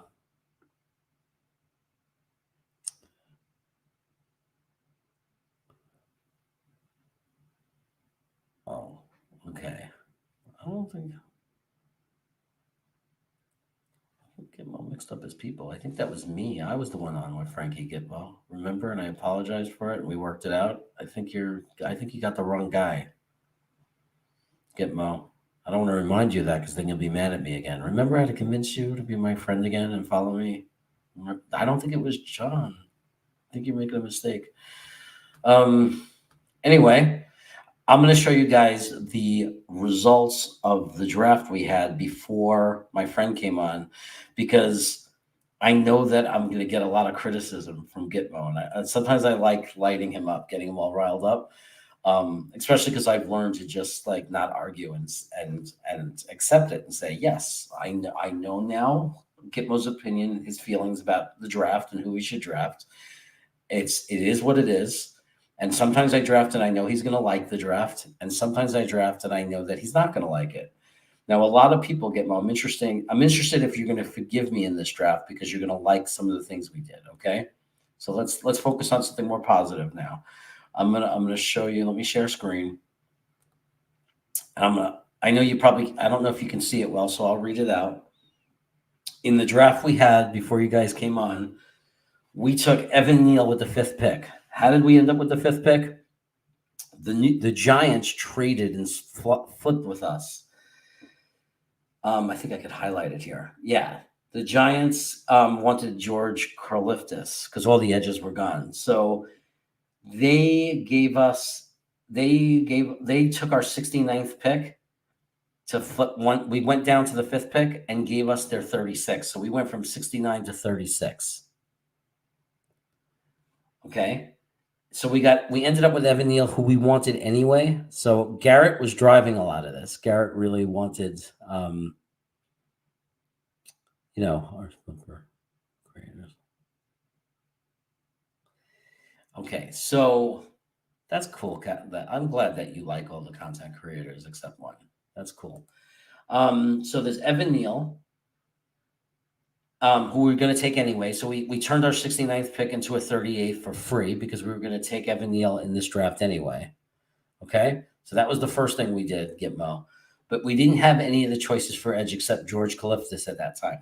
When we got to the 10th pick, I wanted to trade down or take Ajabo because we wanted to be realistic. We said in real life, Ajabo might not be at 18-20, so we can't trade down and get him and pretend that's real. We wanted to be very realistic and not use the simulator board. We wanted to use the real life board. So we said in real life, JD is probably going to go. He still wants an edge. He's probably going to take Ajabo. And Garrett said no, and everybody agreed we're going to do an offensive draft. And I said, well, if we're going to go offense, we want Treylon Burks. Again, tempted to trade down, but said, no, we're not going to trade down to Treylon Burks because in real life, Treylon Burks might go in the top 10 because in some draft boards, he's up there. So if Joe Douglas wants him, he's going to grab him. So he grabbed Treylon Burks. Now, you'll notice, if you could see the numbers, we only have 36 and 38. We're missing one of the second-round picks that we just added from the Neal trade. That's because Carolina came in. Oh, no, wait a second. That's the wrong one. Carolina came in, and they wanted our 35th pick, and they offered us their 105th. So we went down from 35 to 105. But they offered us their first-round pick next year. And we felt that Carolina is still not going to be very good next year because they don't have a quarterback. So we took that trade, and we gave away one of those second-round picks. And I knew it was precious, but what we did was we set this draft up that next year we were going to have 2 number 1 picks again for the 3rd year in a row. Then we grabbed Trey McBride at 36. So far we've only done offense. And finally I convinced the chat that we need to go defense. And a couple of people agreed with me, and we took Christian Harris. So we said, okay, at least we got a linebacker. We passed on an edge rusher that was there that I think was a good edge rusher who is just good at chances the Greek to be good, but they wanted to go linebacker. We then took Verone McKinley at safety at 105. He was the best value on the board.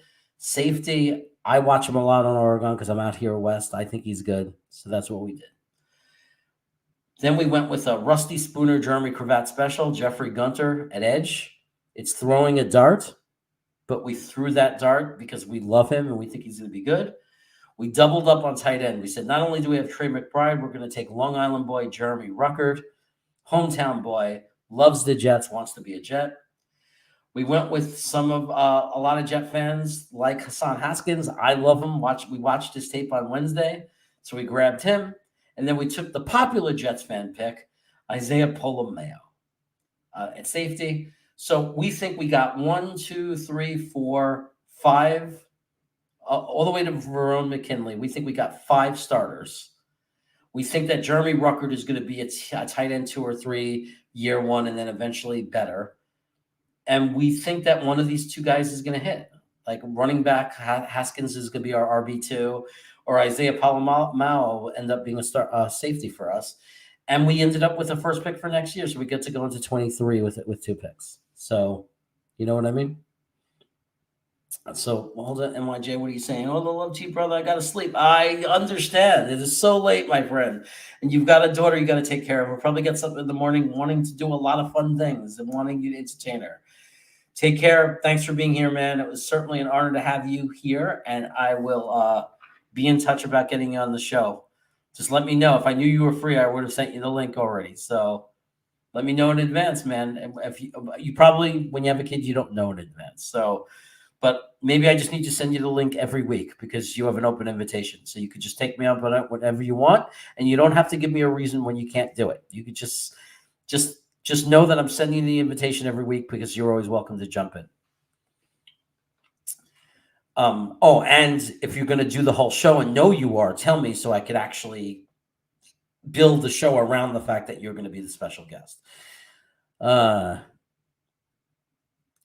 I never agreed with any. Sure. Oh, wait a second. That's not me. Okay. Okay. So, okay. Hopefully you guys will work that out. Okay. Okay. 9 MYJ, but you haven't sorted any of our pass rush, really. Yes, I know. That's how Jeffrey Gunter is like throwing a dart at the edge. So, hey, we're looking at drafts. We're looking at different possibilities with the draft. That's all we're doing. You know what I mean? That's all that was about. We're looking at different possibilities. And that's all. That's what it was really about. Guys, we're about to hit the 3-hour mark, and some of you have been here.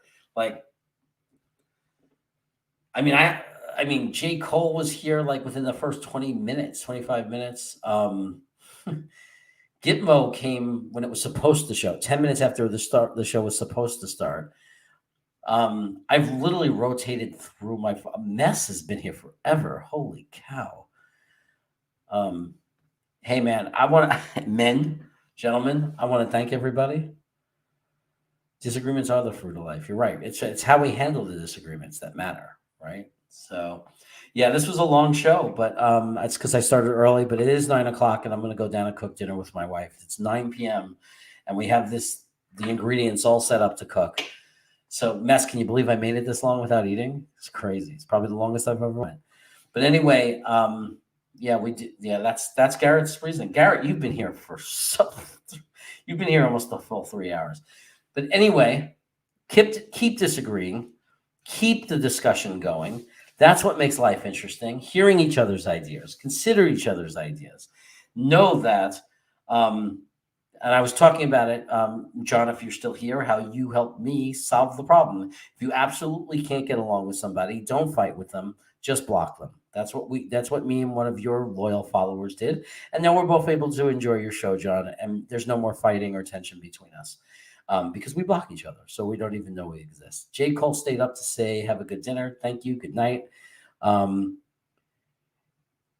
wouldn't have made it to my guest. Hey, Gitmo, at least I know when you're not going to like it, right? So we understand each other. Like, it's not like I'm sitting there saying, hey, Gitmo, do you love this? Isn't this great? Like, I knew you didn't like it. So, but I like you. I like all of you very much. And I appreciate everybody who's making this channel for me, because it's really all of you that are doing it. You're making this happen for me. And I will never forget it. If this gets bigger, you will always be my family. So I appreciate it so much. I mean that really from my heart. I'm talking. Thank you guys. You're cooking with your wife too. That's awesome.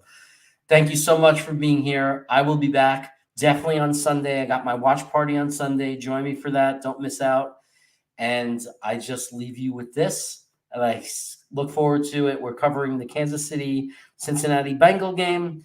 And as you always know, I might drop it into a mock tomorrow. You never know. Just keep your eyes open. Thank you, Jude. I'm glad you're still here. Go to bed, young man. Go to bed.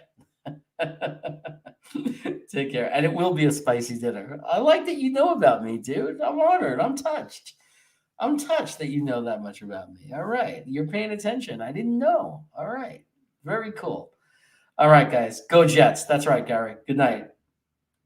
Geez, so wake up! We have every right to expect the Jets to win. Rich Samini, schmuck, putz.